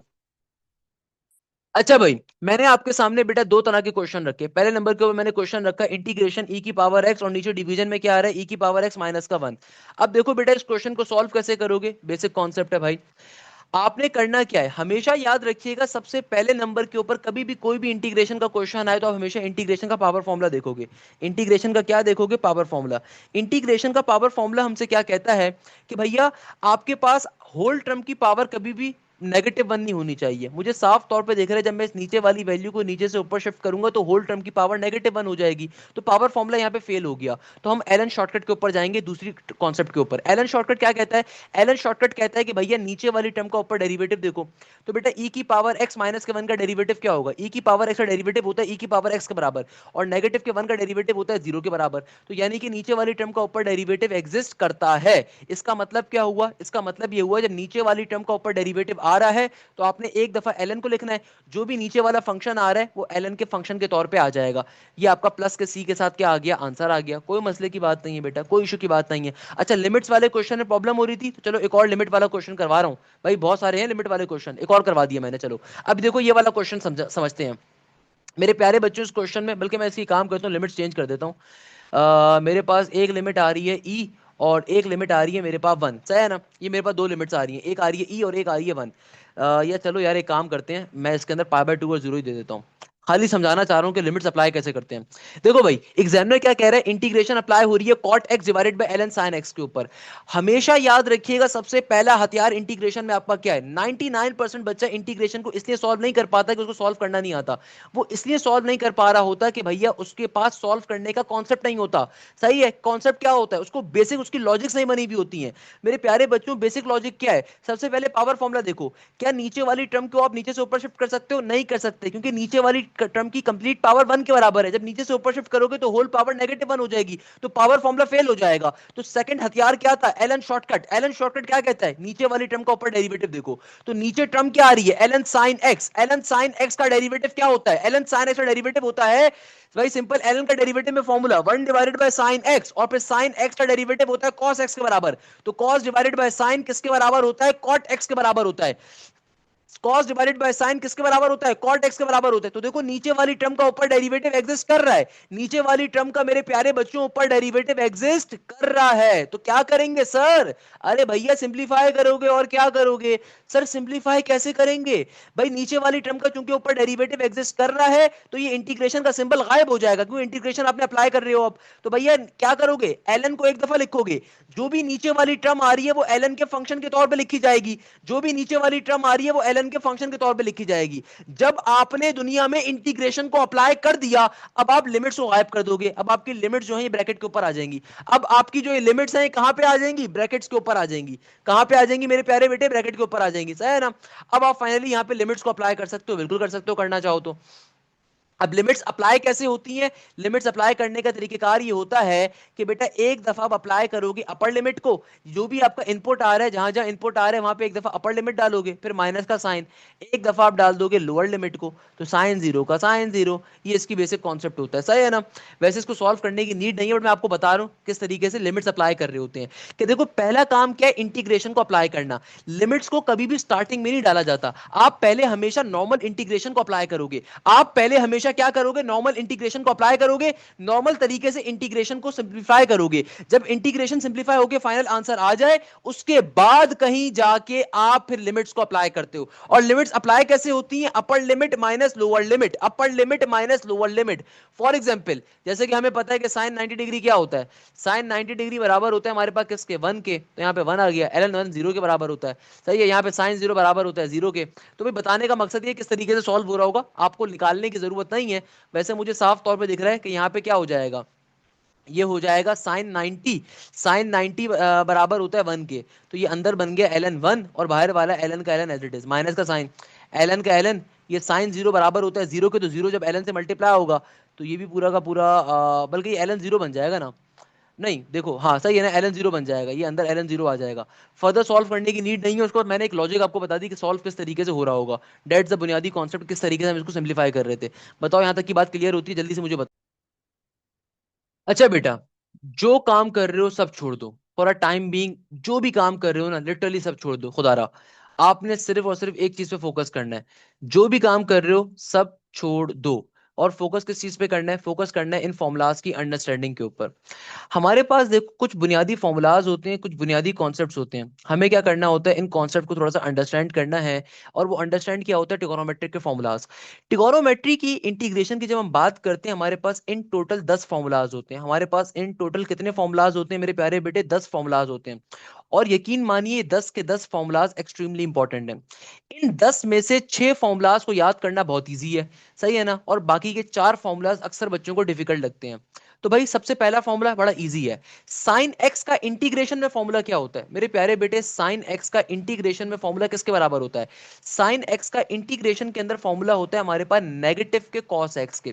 और अगेन ये चीज जहन में रखिएगा, इंटीग्रेशन में कोई भी फॉर्मूला उस वक्त तक अप्लाई नहीं हो सकता जब तक ये फंक्शन का एंगल का बाहर डेरिवेटिव ना हो। तो एक्स का बाहर डेरिवेटिव होना कंपलसरी है। तो यानी कि देखो इंटीग्रेशन अगर मैं साइन एक्स की अप्लाई कर रहा हूं तो मेरा जो एक्स यहाँ पे एंगल है उसका डेरिवेटिव बाहर लेना कंपलसरी है। तो एक्स का डेरिवेटिव क्या होगा, एक्स के रिस्पेक्ट से 1 होगा। ये अगर होगा तो आप फॉर्मूला अप्लाई कर सकते हो। मैं बार बार एक बात कर रहा हूं, सही है, कहीं पे अपनी माइंड को डाइवर्ट ना करो, सिर्फ एक चीज अंडरस्टैंड कर लो, इंटीग्रेशन में कोई भी फॉर्मूला जब अप्लाई करते हैं तो भैया फंक्शन का बाहर डेरिवेटिव होना कंपलसरी होता है। अब देखो, अगर मुझे इंटीग्रेशन अप्लाई करनी है ना साइन एक्स के ऊपर, तो एक्स मेरा यहाँ पे फंक्शन है, मेरा एंगल है, इसका डेरिवेटिव बाहर होना कंपलसरी है। अगर होगा तो मैं इंटीग्रेशन का फॉर्मूला अप्लाई कर सकता हूं, और इंटीग्रेशन के अंदर साइन एक्स का फॉर्मूला होता है नेगेटिव कॉस एक्स के बराबर। While on the other hand cos x का इंटीग्रेशन में फॉर्मूला क्या होता है, अगेन एंगल का अगर बाहर डेरिवेटिव होगा तो फॉर्मूला अप्लाई होगा, और ये बराबर होता है पॉजिटिव के साइन एक्स के। किसके बराबर होता है बेटा, पॉजिटिव के साइन एक्स के, सही है। ये दो फॉर्मुलाज बहुत इजी हैं, सेम डेरिवेटिव वाले फॉर्मुलाज हैं, जैसे साइन एक्स का कॉस एक्स होता है, कॉस एक्स का साइन एक्स होता है। अच्छा, पहले नंबर के ऊपर हमने ये बात को अंडरस्टैंड कर लिया, ये बात समझ ली। अच्छा, कोई भी फॉर्मुला जब इंटीग्रेशन में अप्लाई होता है तो ऑब्वियसली प्लस का सी आता है। भाई मैं लिखूं ना लिखूं, आपने लाजमी तौर पे लिखना है, प्लस का सी लाजमी तौर पे आएगा। अगर लिमिट्स होती हैं कभी भी इंटीग्रेशन के ऊपर, सिर्फ उस सूरत में सी नहीं आता, अदरवाइज आप कभी भी इंटीग्रेशन को ओपन अप करते हो हमेशा बाहर प्लस का सी आता है, यानी कि इंटीग्रल कांस्टेंट आता है। अच्छा, अब देखो हमारे पास एक और फॉर्मूला, याद करो हमने डेरिवेटिव पढ़ा था, डेरिवेटिव में मैंने आपको एक शॉर्टकट सिखाया था कि साइन का कॉस होता है, फॉर्मूला कॉस का साइन होता है, टेंजन का सेक स्क्वायर होता है, और सेक का सेक इंटू टेंजन होता है, कॉट का कोसेक स्क्वायर होता है, और कोसेक का कॉट इंटू कोसेक होता है। तो भैया इंटीग्रेशन कहते किसे हैं, एंटी डेरिवेटिव को। तो हमारे जो रिमेनिंग चार फॉर्मूलाज हैं वो एज इट इज डेरिवेटिव का अपोजिट होते हैं। बताओ याद है कि नहीं याद, इंटीग्रेशन के अंदर सेक स्क्वायर का फॉर्मूला क्या होगा, वही फॉर्मूला जो डेरिवेटिव के अंदर टेंजन का था। भाई डेरिवेटिव ऑफ टेंजन क्या होता था, मुझे खुद सोच के बताओ, डेरिवेटिव ऑफ टेंजन क्या होता था, सेक स्क्वायर के बराबर। तो यहां पे अगर इंटीग्रेशन सेक स्क्वायर की अप्लाई की जाए तो सेक स्क्वायर की इंटीग्रेशन क्या होती है, टेंजन एक्स के बराबर। अक्सर बच्चों को बुनियादी बात नहीं मालूम होती, भाई लोग बैठ के फॉर्मुलाज के रट्टे मारते हैं। भाई रट्टे नहीं मारने फॉर्मुलाज के, याद करो डेरिवेटिव में टेंजन एक्स का फॉर्मूला क्या था, डेरिवेटिव में टेंजन एक्स का फॉर्मूला था सेक स्क्वायर। यहां पे सेक स्क्वायर की इंटीग्रेशन क्या है, टेंजन एक्स के बराबर। याद करो डेरिवेटिव के अंदर कॉट का फॉर्मूला क्या होता था, डेरिवेटिव में कॉट फंक्शन का फॉर्मूला था कोसेक स्क्वायर एक्स के बराबर। इंटीग्रेशन कहते ही किसे हैं, एंटी डेरिवेटिव को, डेरिवेटिव के अपोजिट काम को। तो मेरे प्यारे बच्चे कोसेक स्क्वायर एक्स की इंटीग्रेशन किसके बराबर है, नेगेटिव के कॉट एक्स के बराबर। किसके बराबर है मेरा बेटा, नेगेटिव के कॉट एक्स के बराबर। सेम फॉर्मूला है डेरिवेटिव का अपोजिट, सेम फॉर्मूला है, कोई रट्टे मारने की चीज है भैया, अकल को हाथ मारो थोड़ा सा। याद करो डेरिवेटिव के अंदर सेक एक्स का फॉर्मूला क्या था, ये होता था tangent x into sec x. अगर तुमने डेरिवेटिव के फॉर्मूलाज याद करे हुए तुम्हारे लिए बच्चों वाली चीज है। डेरिवेटिव के अंदर सेक का फॉर्मूला क्या था, सेक इंटू टेंजन के बराबर। यहां पे integration of tangent into sec किसके बराबर है, सेक एक्स के बराबर है। Integration of tangent x into sec x किसके बराबर है, सेक एक्स के बराबर है। सिमिलरली याद करो डेरिवेटिव के अंदर मेरे प्यारे बेटे कोसेक का फॉर्मूला क्या था, कोसेक फंक्शन का फॉर्मूला होता था नेगेटिव का कोसेक इंटू कॉट। तो यहां पे कोसेक इंटू कॉट की इंटीग्रेशन क्या है, नेगेटिव के कोसेक के बराबर। अरे भाई इसमें कोई मुश्किल बात थोड़ी है, नर्सरी क्लास वाला चीज है। भाई ये 6 फॉर्मूला सबसे इजी फॉर्मूलाज हैं, ये 6 फॉर्मूला सबसे इजी फॉर्मूलाज हैं। कि कभी भी साइन एक्स की इंटीग्रेशन लेनी हो, नेगेटिव कॉस है, कॉस एक्स की इंटीग्रेशन क्या है, पॉजिटिव का साइन है, सेक स्क्वायर की इंटीग्रेशन क्या है, टेंजन एक्स, आपके पास कोसेक स्क्वायर की इंटीग्रेशन क्या है, नेगेटिव का कॉट, टेंजन इंटू सेक की इंटीग्रेशन क्या है, सेक के बराबर, कॉट इंटू कोसेक की इंटीग्रेशन क्या है, नेगेटिव के कोसेक के बराबर। यानी कि एज इट इज इन डेरिवेटिव के अपोजिट 6 फॉर्मूलाज हैं। इन 6 फॉर्मूलाज में किसी को प्रॉब्लम नहीं होनी चाहिए। अगर आपने डेरिवेटिव के 6 फॉर्मूलाज याद करे हुए, यहां पे उनका एज इट इज अपोजिट आ रहा है। क्या आ रहा है बेटा, उनका एज इट इज अपोजिट आ रहा है डेरिवेटिव के अंदर। भाई मैं कोई अपने पास से बात नहीं कर रहा, नॉर्मल सी बात है ना। डेरिवेटिव में टेंजन का फॉर्मूला सेक स्क्वायर था, यहां पे सेक स्क्वायर का फॉर्मूला टेंजन एक्स है। डेरिवेटिव में कॉट का फॉर्मूला कोसेक स्क्वायर था, यहां पे कोसेक स्क्वायर का फॉर्मूला नेगेटिव कॉट है। डेरिवेटिव में सेक का फॉर्मूला टेंजन इनटू सेक था, यहां पे उसका अपोजिट काम हो रहा है, टेंजन सेक की इंटीग्रेशन किसके बराबर है, सेक के। डेरिवेटिव में कोसेक एक्स का फॉर्मूला था कॉट इंटू कोसेक, यहां पे कॉट इंटू कोसेक का इंटीग्रेशन किसके बराबर है, नेगेटिव कोसेक के। दैट्स अ बेसिक लॉजिक, क्या मुश्किल बात है इसके अंदर। ये 6 फॉर्मूलाज याद करना सबसे आसान है। बच्चा जिन 4 फॉर्मुलाज में फंसता है, और सबसे ज्यादा जो 4 फॉर्मुलाज पेपर के अंदर पूछे जाते हैं वो होते भी कौन से हैं, ये वाले 4। ये 4 फॉर्मुलाज अक्सर बच्चों को फंसाने के लिए आते हैं, सही है। तो भैया टेंजन एक्स की इंटीग्रेशन क्या होती है, अब देखो इसको जहन में बैठाओगे कैसे, कि देखो ये जो 4 फॉर्मुलाज है ना, यहाँ पे स्क्वायर है, यहाँ पे प्रोडक्ट है, यहाँ पे simple tangent, simple cot, simple sec, simple cosec के 4 फॉर्मुलाज हैं। Simple tangent, simple cot, simple sec, simple cosec के। तो याद रखिएगा टेंजन एक्स की इंटीग्रेशन क्या होती है, ये बराबर होती है हमारे पास एलन सेक के। किसके बराबर होती है, एलन सेक के, सही है ना। सिमिलरली कॉट एक्स की इंटीग्रेशन क्या होती है? कॉट एक्स की इंटीग्रेशन बराबर होती है ln sine x plus C के। इन दोनों को जहन में बिठाने की एक ट्रिक ये होती है कि टेंजन और कॉट दोनों जो ओपन हो रहे हैं ना, ये एस वाले फॉर्मूले पे ओपन हो रहे हैं और एलन स्टार्ट में आ रहा है। यानी कि देखो, इंसान है, इंसानी जहन है, तो अपने जहन में किसी ना किसी ट्रिक के ऊपर तो बिठाओगे ना। तो क्या ट्रिक अपने जहन में बिठा सकते हो कि भाई टेंजन हो या कॉट हो, जब ये ओपन हो रहा है तो दोनों के स्टार्ट में एलन आ रहा है और एस का फंक्शन आ रहा है। अब एस का फंक्शन या तो साइन में आता है या सेक में आता है, तो टेंजन ओपन हो रहा है एलन सेक के ऊपर और कॉट ओपन हो रहा है एलन साइन के ऊपर। अदरवाइज कोई शॉर्टकट नहीं है इसको जहन में बिठाने की। शॉर्टकट इसको जहन में बिठाने की क्या है कि टेंजन हो या कॉट हो, दोनों ओपन होते हैं एलन के ऊपर और एस के फंक्शन के ऊपर। अब एस या तो सेक है या साइन है, तो भैया टेंजन ओपन होता है एलन सेक के ऊपर, कॉट ओपन होता है एलन साइन के ऊपर। वाइल अगर मैं सिंपल सेक एक्स की इंटीग्रेशन बात करूं, तो सिंपल सेक एक्स की इंटीग्रेशन किसके बराबर होती है? ये होती है एलन का एलन, और फिर आगे आएगा सेक एक्स प्लस का tangent x, sec x plus का टेंजन एक्स। वाइल कोसेक की इंटीग्रेशन क्या होती है मेरे प्यारे बेटे? ये होती है एलन का एलन और आगे आएगा कोसेक एक्स माइनस का कॉट एक्स। ये चार फॉर्मूलाज जहन में बिठाइएगा, ये एलन वाले चार फॉर्मूलाज होते हैं। इन चारों फॉर्मूलाज के स्टार्टिंग में एलन आता है।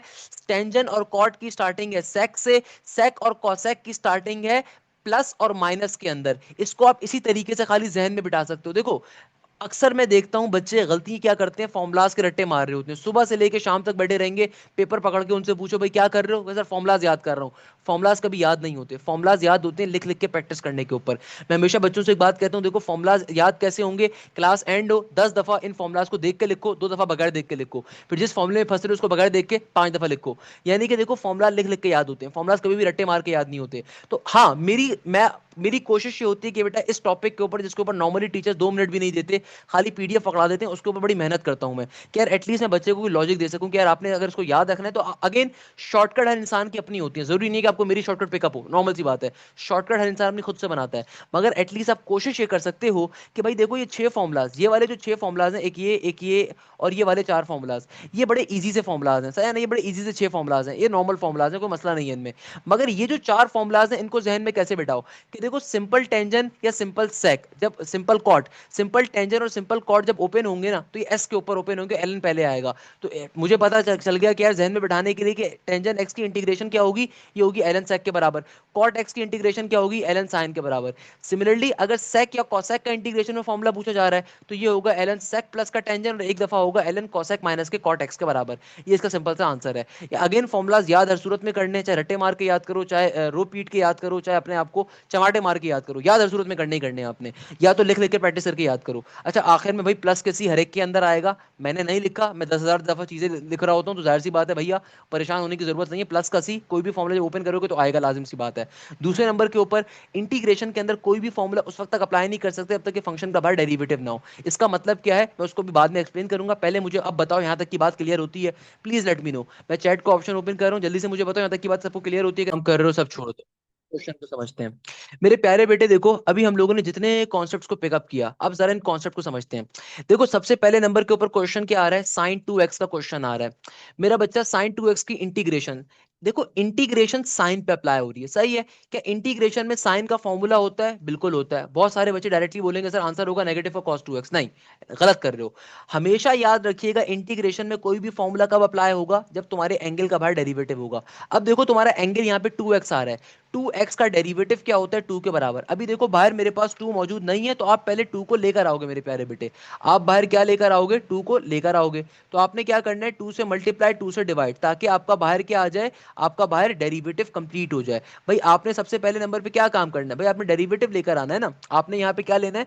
पहले 2 को लेकर आना है। तो हम सबसे पहले नंबर के ऊपर क्या करेंगे? 2 से डिवाइड करवाया और यहाँ पे 2 से मल्टीप्लाई भी करवाएंगे, ताकि मेरे एंगल का बाहर क्या आ जाए? डेरिवेटिव आ जाए। सही है ना? अब जब आपके एंगल का बाहर डेरिवेटिव आ गया, इंटीग्रेशन में याद रखिएगा, अक्सर बच्चे इसलिए फेल नहीं होते इंटीग्रेशन के अंदर, उन्हें आती नहीं होती, वो इसलिए फेल होते, उन्हें कॉन्सेप्ट्स नहीं पता होते, उन्हें रूल्स नहीं पता होते इंटीग्रेशन के। भाई इंटीग्रेशन का बुनियादी रूल है, कोई भी फॉर्मूला उस वक्त तक अप्लाई नहीं होगा जब तक एंगल का फंक्शन का बाहर डेरिवेटिव ना हो। तो यहाँ पे देखो, तुम्हारे एंगल का डेरिवेटिव क्या था? 2x का डेरिवेटिव 2 होता है, बाहर मौजूद नहीं था, आप लेकर आए। इससे फायदा क्या हुआ कि आपके एंगल का, आपके फंक्शन का बाहर डेरिवेटिव आ गया।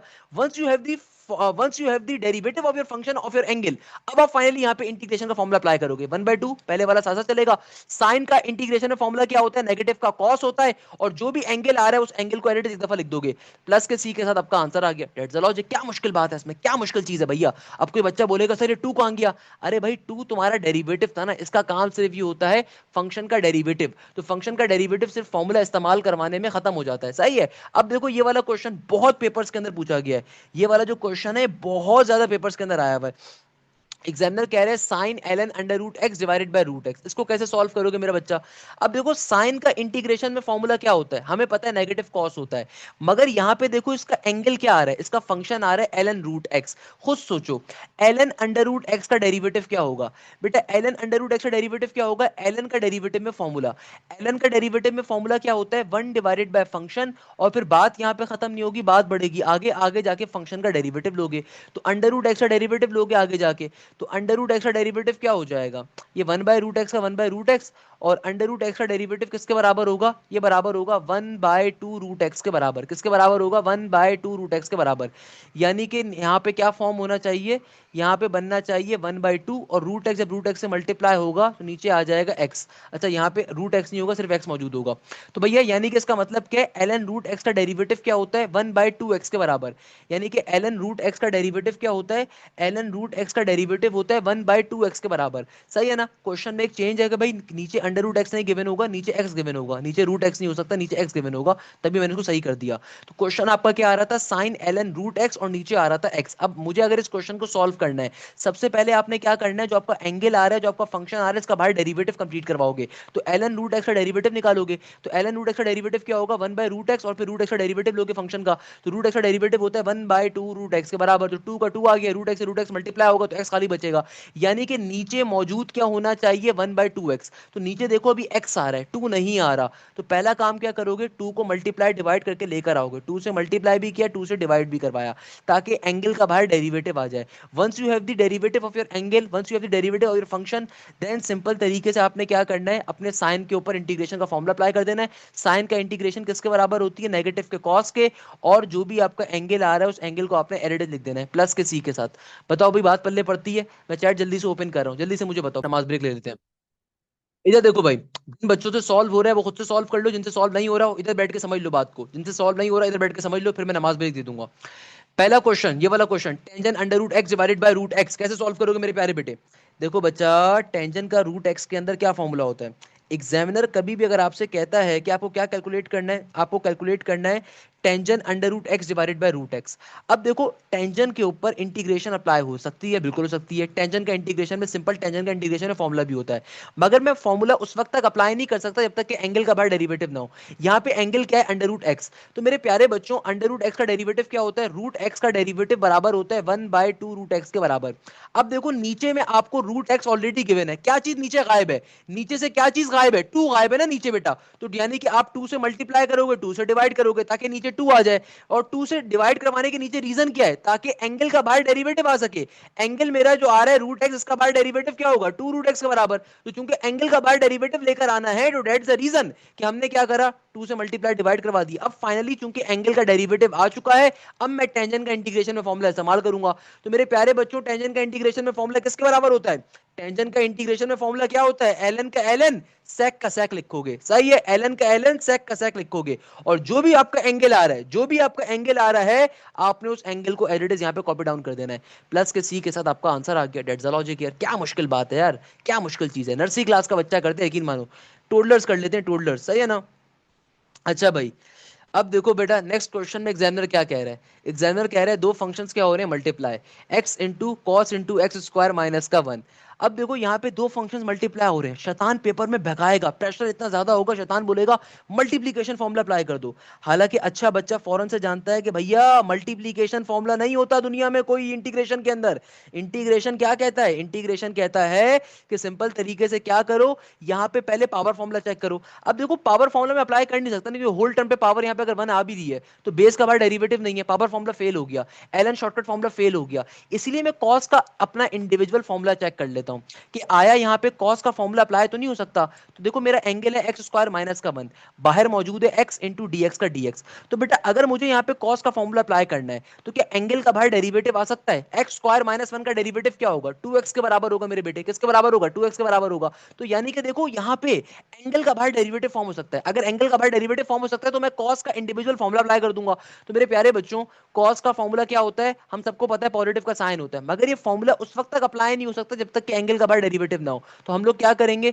हम लोग सिंपल तरीके से 2 से डिवाइड करवाएंगे और 2 से मल्टीप्लाई करेंगे ताकि एंगल का बाहर डेरिवेटिव आ जाए, ताकि एंगल का बाहर क्या आ जाए? डेरिवेटिव आ जाए। अब मैंने करना क्या है? 1/2 का 1/2, चूंकि एंगल का बाहर मेरे पास डेरिवेटिव एग्जिस्ट कर रहा है तो सिंपल तरीके से कॉस का इंटीग्रेशन का फॉर्मूला साइन का साइन आ जाएगा और यहाँ पे as it is x square minus के 1 को लिखा जाएगा, प्लस के सी के साथ आपका आंसर आ जाएगा। That was the logic of this question.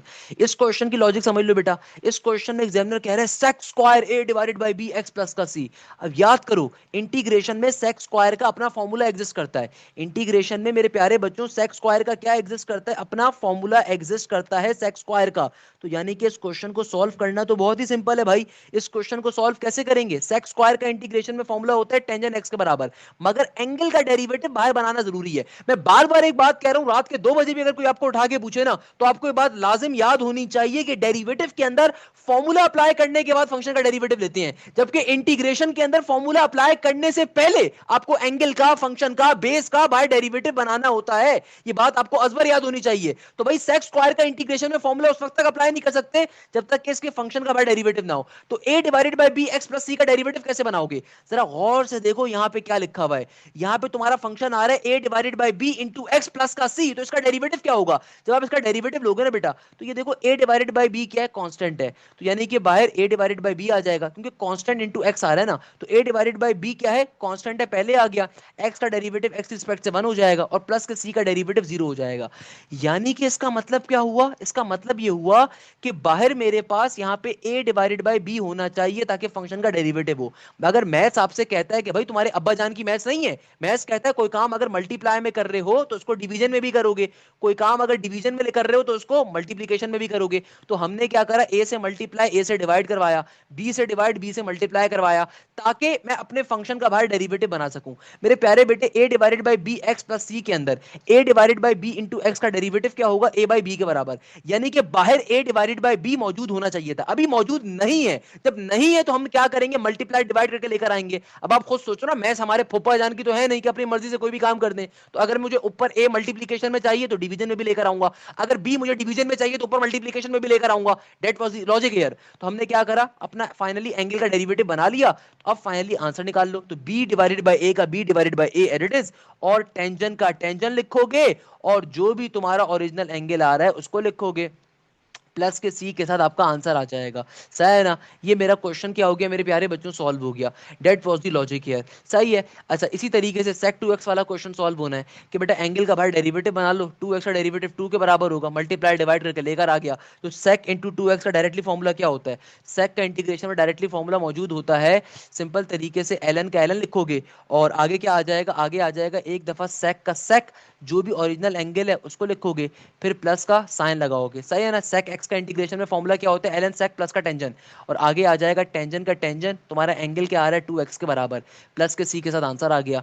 फिर सेम गोज फॉर ईयर, यहाँ पे सेक इंटू टेंजेंट का इंटीग्रेशन में फॉर्मूला क्या होता है? सेक इंटू टेंजेंट का इंटीग्रेशन में फॉर्मूला किसके बराबर होता है? सेक एक्स के बराबर होता है। सेक इंटू टेंजेंट का इंटीग्रेशन में फॉर्मूला किसके बराबर होता है? सेक एक्स के बराबर होता है। तो यहाँ पे तुम्हारा एंगल 4x का आ रहा है, तो 4x का डेरिवेटिव बाहर 4 मौजूद होना चाहिए। मौजूद नहीं है तो पहले मल्टीप्लाई डिवाइड करके लेकर आ जाओ। जब लेकर आ गए तो फाइनली यहाँ पे इंटीग्रेशन का फॉर्मूला अप्लाई कर दोगे तो ये आ जाएगा सिंपल। सेक इंटू टेंजेंट का इंटीग्रेशन क्या होती है? सेक और एंगल, एंगल 4x का था वो एडिट आ जाएगा। अब जल्दी से मुझे बताओ बिफोर गोइंग टू नमाज ब्रेक, यहाँ तक की बात क्लियर होती है? बताओ बेटा, यहाँ तक की बात क्लियर होती है? अच्छा भाई, तमाम बच्चे वापस आ गए हैं। वेरी गुड, वेरी गुड, सही है। अब देखो मेरे पास एक बड़े इंटरेस्टिंग किस्म के बेटा क्वेश्चंस आ रहे हैं, जरा उन क्वेश्चंस को सिंप्लीफाई कर लेते हैं, उन क्वेश्चंस को जरा सॉल्व कर लेते हैं। देखो इन क्वेश्चंस की लॉजिक क्या होती है, इन क्वेश्चंस का पैटर्न क्या होता है। कभी कभार एग्जामिनर आपसे क्या बोलेगा? इंटीग्रेशन बताइए टेंजेंट स्क्वायर एक्स की। या फिर कभी कभार एग्जामिनर आपसे क्या बोलेगा? एग्जामिनर आपसे फरमाएगा कि भाई आपको क्या चीज सॉल्व करनी है? कॉट स्क्वायर एक्स की इंटीग्रेशन बतानी है। साइन स्क्वायर एक्स की इंटीग्रेशन बतानी है या फिर कॉस स्क्वायर एक्स की इंटीग्रेशन बतानी है। अब देखो हमेशा याद रखिएगा, let suppose tangent square x की इंटीग्रेशन लेने के लिए आ जाए, तो भाई टेंजेंट स्क्वायर का इंटीग्रेशन में कोई फॉर्मूला नहीं है, सही है। इंटीग्रेशन में जो सिर्फ फॉर्मूला मौजूद है वो या तो सेक स्क्वायर का मौजूद है या फिर हमारे पास किसका मौजूद है, कोसेक स्क्वायर का। इंटीग्रेशन में जो डायरेक्ट फॉर्मूला मौजूद है या तो सेक स्क्वायर एक्स का मौजूद है या फिर कोसेक स्क्वायर एक्स का डायरेक्ट फॉर्मूला मौजूद है, सही है ना। डायरेक्ट फॉर्मूला खाली इन दो टर्म्स का है। तो अगर टेंजेंट स्क्वायर एक्स आएगा तो इस क्वेश्चन को कैसे सॉल्व करेंगे मेरे प्यारे बेटे। इसको सॉल्व करने का तरीकेकार क्या होता है कि देखो हमें पता है दुनिया में साइन स्क्वायर थीटा प्लस का कॉस स्क्वायर थीटा किसके बराबर है, 1 के। सिमिलरली हमें ये बात मालूम है कि 1 प्लस का टेंजेंट स्क्वायर थीटा किसके बराबर होता है, ये बराबर होता है सेक स्क्वायर थीटा के। सिमिलरली हमेशा याद रखिएगा 1 प्लस का कॉट स्क्वायर थीटा किसके बराबर होता है, ये बराबर होता है कोसेक स्क्वायर थीटा के। हमेशा याद रखिएगा इन तीन फॉर्मूलाज को, ट्रिगोनोमेट्री के बेसिक फॉर्मूलाज हैं। तो भाई देखो कभी भी अगर टेंजेंट स्क्वायर एक्स का क्वेश्चन आ रहा है तो इसको सॉल्व कैसे करते हो भाई, टेंजेंट स्क्वायर एक्स का डायरेक्टली इंटीग्रेशन में कोई फॉर्मूला एग्जिस्ट नहीं करता। तो हम लोग क्या करते हैं, इसको चेंज कर देते हैं। कैसे चेंज कर देते हैं भाई, टेंजेंट स्क्वायर एक्स की जगह पे मैं रख दूंगा सेक स्क्वायर एक्स माइनस का 1 इंटू डी एक्स। क्योंकि देखो टेंजेंट स्क्वायर एक्स अगर कहीं पे लिखा हुआ है तो प्लस के 1 को आप दूसरी तरफ भेजोगे, वहां जाके क्या बन जाएगा, नेगेटिव का 1 बन जाएगा।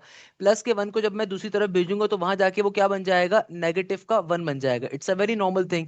तो हमने क्या करा, टेंजेंट स्क्वायर एक्स की जगह पे रख दिया सेक स्क्वायर एक्स माइनस का 1। क्लियर है। अब आप यहाँ पे फाइनली इंटीग्रेशन को दोनों टर्म्स के ऊपर अप्लाई करवा सकते हो। अब आप क्या करवा सकते हो, इंटीग्रेशन को दोनों टर्म्स पे शिफ्ट। तो इंटीग्रेशन एक दफा अप्लाई हो जाएगी हमारे पास सेक स्क्वायर एक्स के ऊपर इंटू डी एक्स, और एक दफा इंटीग्रेशन अप्लाई हो जाएगी 1 इंटू डी एक्स के ऊपर। तो भाई सेक स्क्वायर की इंटीग्रेशन क्या होती है, सेक स्क्वायर की इंटीग्रेशन का फॉर्मूला मौजूद है। सेक स्क्वायर की इंटीग्रेशन किसके बराबर है, ये बराबर होती है टेंजेंट एक्स के बराबर, सही है। माइनस का साइन एज इट इज। और 1 की इंटीग्रेशन क्या होती है, 1 की इंटीग्रेशन सिंपल तरीके से किसके बराबर है। अगर मुझे दुनिया में कभी भी 1 की इंटीग्रेशन अप्लाई करनी है तो 1 की इंटीग्रेशन क्या होती है, देखो जिस पर्टिकुलर वेरिएबल के रिस्पेक्ट से हम इंटीग्रेशन अप्लाई कर रहे होते हैं वहां पे वेरिएबल आ जाता है। हमेशा याद रखिएगा दुनिया में किसी भी कांस्टेंट की इंटीग्रेशन क्या होती है। अच्छा चलो मैं आपको बड़े मजे की बात बताता हूँ। अगर कभी भी आपको 1 की इंटीग्रेशन लेनी है तो देखो किस वेरिएबल के रिस्पेक्ट से इंटीग्रेशन अप्लाई कर रहे हो, एक्स के रिस्पेक्ट से ना। तो जिस वेरिएबल के रिस्पेक्ट से इंटीग्रेशन अप्लाई कर रहे होते हो वो वेरिएबल लिख दिया जाएगा, प्लस के सी के साथ आपका आंसर आ गया। लेट सपोज आपको अगर 2 के ऊपर इंटीग्रेशन अप्लाई करनी है तो बेटा इंटीग्रेशन ऑफ 2 किसके बराबर होगी, तो भाई 2 का 2 कांस्टेंट पहले आ जाएगा, 2 कांस्टेंट है पहले आ जाएगा। जिस वेरिएबल के रिस्पेक्ट से इंटीग्रेशन अप्लाई कर रहे हो वेरिएबल आ जाएगा, प्लस के सी के साथ आपका आंसर आ जाएगा। सिमिलरली अच्छा एक क्वेश्चन पेपर में बहुत आता है, उसको मैं बाद में बताऊंगा, पहले इस कॉन्सेप्ट को समझ लो। लेट सपोज मैं कहता हूँ 5 की इंटीग्रेशन लेनी है, तो बेटा इंटीग्रेशन ऑफ 5 किसके बराबर होगा, 5 कांस्टेंट है पहले आ जाएगा, और जिस वेरिएबल के रिस्पेक्ट से इंटीग्रेशन अप्लाई कर रहे हो वहां पे वेरिएबल लिख दिया जाएगा, प्लस के सी के आंसर आ गया। कभी कभार पेपर में ये क्वेश्चन आता है इंटीग्रेशन ऑफ जीरो, ये बहुत इंपॉर्टेंट एमसीक्यूज है, बहुत पेपर्स में आता है कि जीरो की इंटीग्रेशन क्या होगी। भाई देखो जीरो कांस्टेंट है पहले आ गया, किस वेरिएबल के रिस्पेक्ट से इंटीग्रेशन ले रहे हो, एक्स के रिस्पेक्ट से, साथ में वो लिखा जाएगा प्लस का सी। तो जीरो जब एक्स से मल्टीप्लाई होगा तो खत्म हो गया, तो आपका ओवरऑल आंसर क्या आएगा, सिर्फ सी के बराबर आएगा। तो जीरो की इंटीग्रेशन क्या होगी, जीरो एक्स प्लस का सी। तो जीरो इंटू एक्स क्या हो जाएगा, खत्म, खाली आंसर में क्या आ जाएगा, सी आ जाएगा। डेट्स द लॉजिक हियर, सही है। अच्छा सिमिलरली देखो कॉट स्क्वायर की इंटीग्रेशन कैसे लोगे, कॉट स्क्वायर का इंटीग्रेशन में क्या होता है, कोई फॉर्मूला एग्जिस्ट नहीं करता। तो हम लोग क्या करेंगे, सिंप्लीफाई इसको कैसे करोगे। अगर मुझे कॉट स्क्वायर की इंटीग्रेशन लेनी है तो मुझे पता है कॉट स्क्वायर का फॉर्मूला क्या होता है, कॉट स्क्वायर का ट्रिगोनोमेट्री के अंदर फॉर्मूला है कोसेक माइनस का 1। तो यहाँ पे मैं क्या लिख दूंगा, मैं लिख दूंगा सिंपल तरीके से कोसेक स्क्वायर एक्स और माइनस का 1। यहाँ पे आ जाएगा बेटा सिंपल dx का dx। तो इंटीग्रेशन सिंपल तरीके से दोनों टर्म्स के ऊपर अप्लाई हो जाएगा। तो एक दफा इंटीग्रेशन अप्लाई हो जाएगी किसके ऊपर, cosec square X into D के ऊपर, फिर माइनस का साइन इंटीग्रेशन एक दफा 1 पे अप्लाई हो जाएगी। तो बेटा कोसेक स्क्वायर का इंटीग्रेशन में फॉर्मूला होता है किसके बराबर, नेगेटिव के कॉट के बराबर, सही है। और 1 की इंटीग्रेशन क्या होती है, एक्स के बराबर, प्लस के सी के साथ आंसर आ गया। That's the logic. बताओ ये दोनों क्वेश्चंस क्लियर होते हैं, किसी बच्चे को कोई मसला, ये दोनों क्वेश्चन क्लियर होते हैं। देखो बेटा मैंने आपसे कहा कि कभी भी आपके पास इंटीग्रेशन के अंदर साइन स्क्वायर फंक्शन की इंटीग्रेशन आ जाए या फिर कॉस स्क्वायर फंक्शन की इंटीग्रेशन आ जाए, जरा और से बात समझिएगा। तो भाई इन दोनों का इंटीग्रेशन में डायरेक्टली कोई फॉर्मूला होता नहीं है, तो हम सॉल्व कैसे करते हैं, इन दोनों को सॉल्व करने का तरीकेकार ये होता है कि आप सिंपल तरीके से इसको सिंप्लीफाई कैसे करोगे, या तो ट्रिगोनोमेट्रिक आइडेंटिटी का फॉर्मूला अप्लाई करोगे, किसका फॉर्मूला अप्लाई करोगे, ट्रिगोनोमेट्रिक आइडेंटिटी का फॉर्मूला अप्लाई करोगे। क्लियर है बेटा, किसका फॉर्मूला अप्लाई करोगे, ट्रिगोनोमेट्रिक आइडेंटिटी का, सही है। उसके बाद आपने करना क्या है, आपने सिंपल तरीके से या तो आप ट्रिगोनोमेट्रिक आइडेंटिटी का फॉर्मूला अप्लाई करो जो किसके बराबर होता है, ये बराबर बराबर होता है मेरे पास सिंपल तरीके से 1 प्लस के या माइनस के cos 2 times of the angle, और नीचे डिवीजन में आ जाता है 2 का 2। फिर आप इसके ऊपर इंटीग्रेशन को अप्लाई करते हो, फिर आप यहाँ पे बैठ के एलसीएम को लेते हो, एलसीएम को ब्रेक करते हो, and blah blah blah blah blah what not. तो बताने का मकसद क्या है, इसको सॉल्व करने की ट्रिक है। सॉल्व करने की ट्रिक क्या है कि लेट सपोज अगर एग्जामिनर आपसे कह रहा है कि साइन स्क्वायर 5x आ रहा है फॉर एग्जाम्पल, तो सॉल्व करने की ट्रिक क्या है कि देखो एक दफा 1/2 को लिखो, फिर जो भी वेरिएबल आ रहा है एंगल आ रहा है उसको लिखो, साइन का फंक्शन है तो माइनस की वैल्यू आएगी, फिर अगेन 1/2 को लिखोगे, सही है। जो भी तुम्हारे एंगल का कोफिशिएंट है उसको 2 से मल्टीप्लाई करो, तो 5 मल्टीप्लाई बाय 2 किसके बराबर होता है, 10 के बराबर होता है। ऊपर हमेशा साइन लिखोगे, और अगेन जो वैल्यू ब्रैकेट में डाली है ये तुम्हारा एंगल बन जाएगा, प्लस के सी के साथ आंसर आ गया।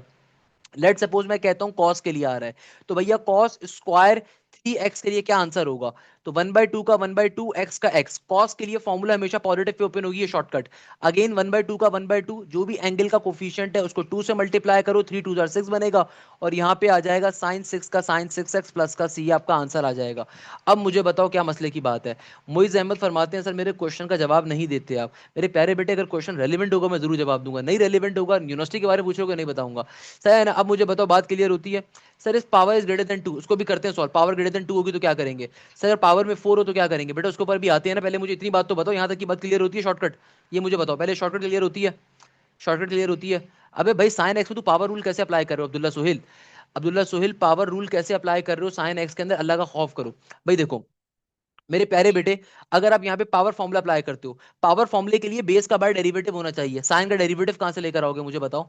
है जो बच्चा कह रहा है पावर फॉर्मूला अप्लाई कर दें, तो बेटा मुझे एक बात बताओ पावर फॉर्मूला कैसे अप्लाई करोगे। आप में से जो बच्चा कह रहा है सर पावर फॉर्मूला अप्लाई कर दें, तो भाई पावर फॉर्मूला इंटीग्रेशन के अंदर कोई भी फॉर्मूला मजाक मस्ती में अप्लाई नहीं होता।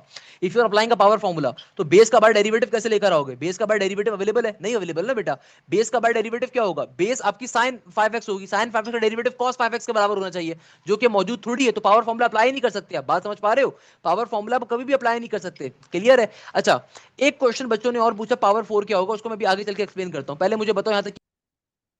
अच्छा बेटा अब देखो नेक्स्ट क्वेश्चन जो हमारे पास आ रहा है, इसमें एग्जामिनर कहता है इंटीग्रेशन cos की पावर 4x इंटू dx। अब देखो इस क्वेश्चन को कैसे सॉल्व करोगे।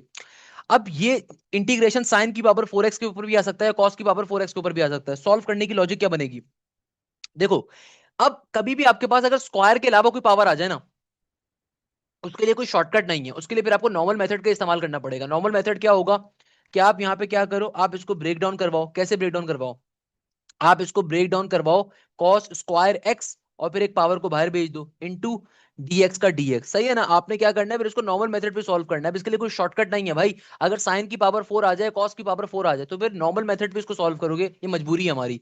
तो क्या करेंगे बेटा, पावर को पहले ब्रेक डाउन करा। अब देखो यहाँ पे कॉस स्क्वायर एक्स बन गया। हम सबको पता है दुनिया के अंदर ट्रिगोनोमेट्री के अंदर एक फॉर्मूला होता है पाइथागोरस थ्योरम। पाइथागोरस साहब ने मरने से पहले क्या फरमाया था, उन्होंने फरमाया था कि कॉस स्क्वायर एंगल किसके बराबर है, 1 माइनस के साइन स्क्वायर एंगल के बराबर होता है, सही है। तो इस कॉस स्क्वायर एंगल की जगह पे मैं क्या लिख सकता हूँ, 1 माइनस का साइन स्क्वायर एंगल। तो यहाँ पे क्या आ जाएगा, यहाँ पे आ जाएगा 1 माइनस का साइन स्क्वायर एंगल और स्क्वायर का स्क्वायर इंटू डीएक्स का डीएक्स, ओके। अब फाइनली मैं इंटीग्रेशन को दोनों टर्म्स पे अप्लाई कर सकता हूँ, नहीं कर सकता, क्योंकि बाहर अभी भी देखो पावर आ रही है। तो यहाँ पे अब a माइनस के b का होल स्क्वायर भी अप्लाई करना पड़ेगा। देखो अभी क्या काम करा पहले समझो, पावर में क्या आ रहा है 4 आ रहा है, तो आपने क्या करा पहले पावर को ब्रेक करवाया cos square X into square के अंदर। इसके बाद आपने कॉस स्क्वायर का फॉर्मूला इस्तेमाल किया, पाइथागोरस थ्योरम क्या कहता है, cos square theta is equal to 1 minus का साइन स्क्वायर थीटा।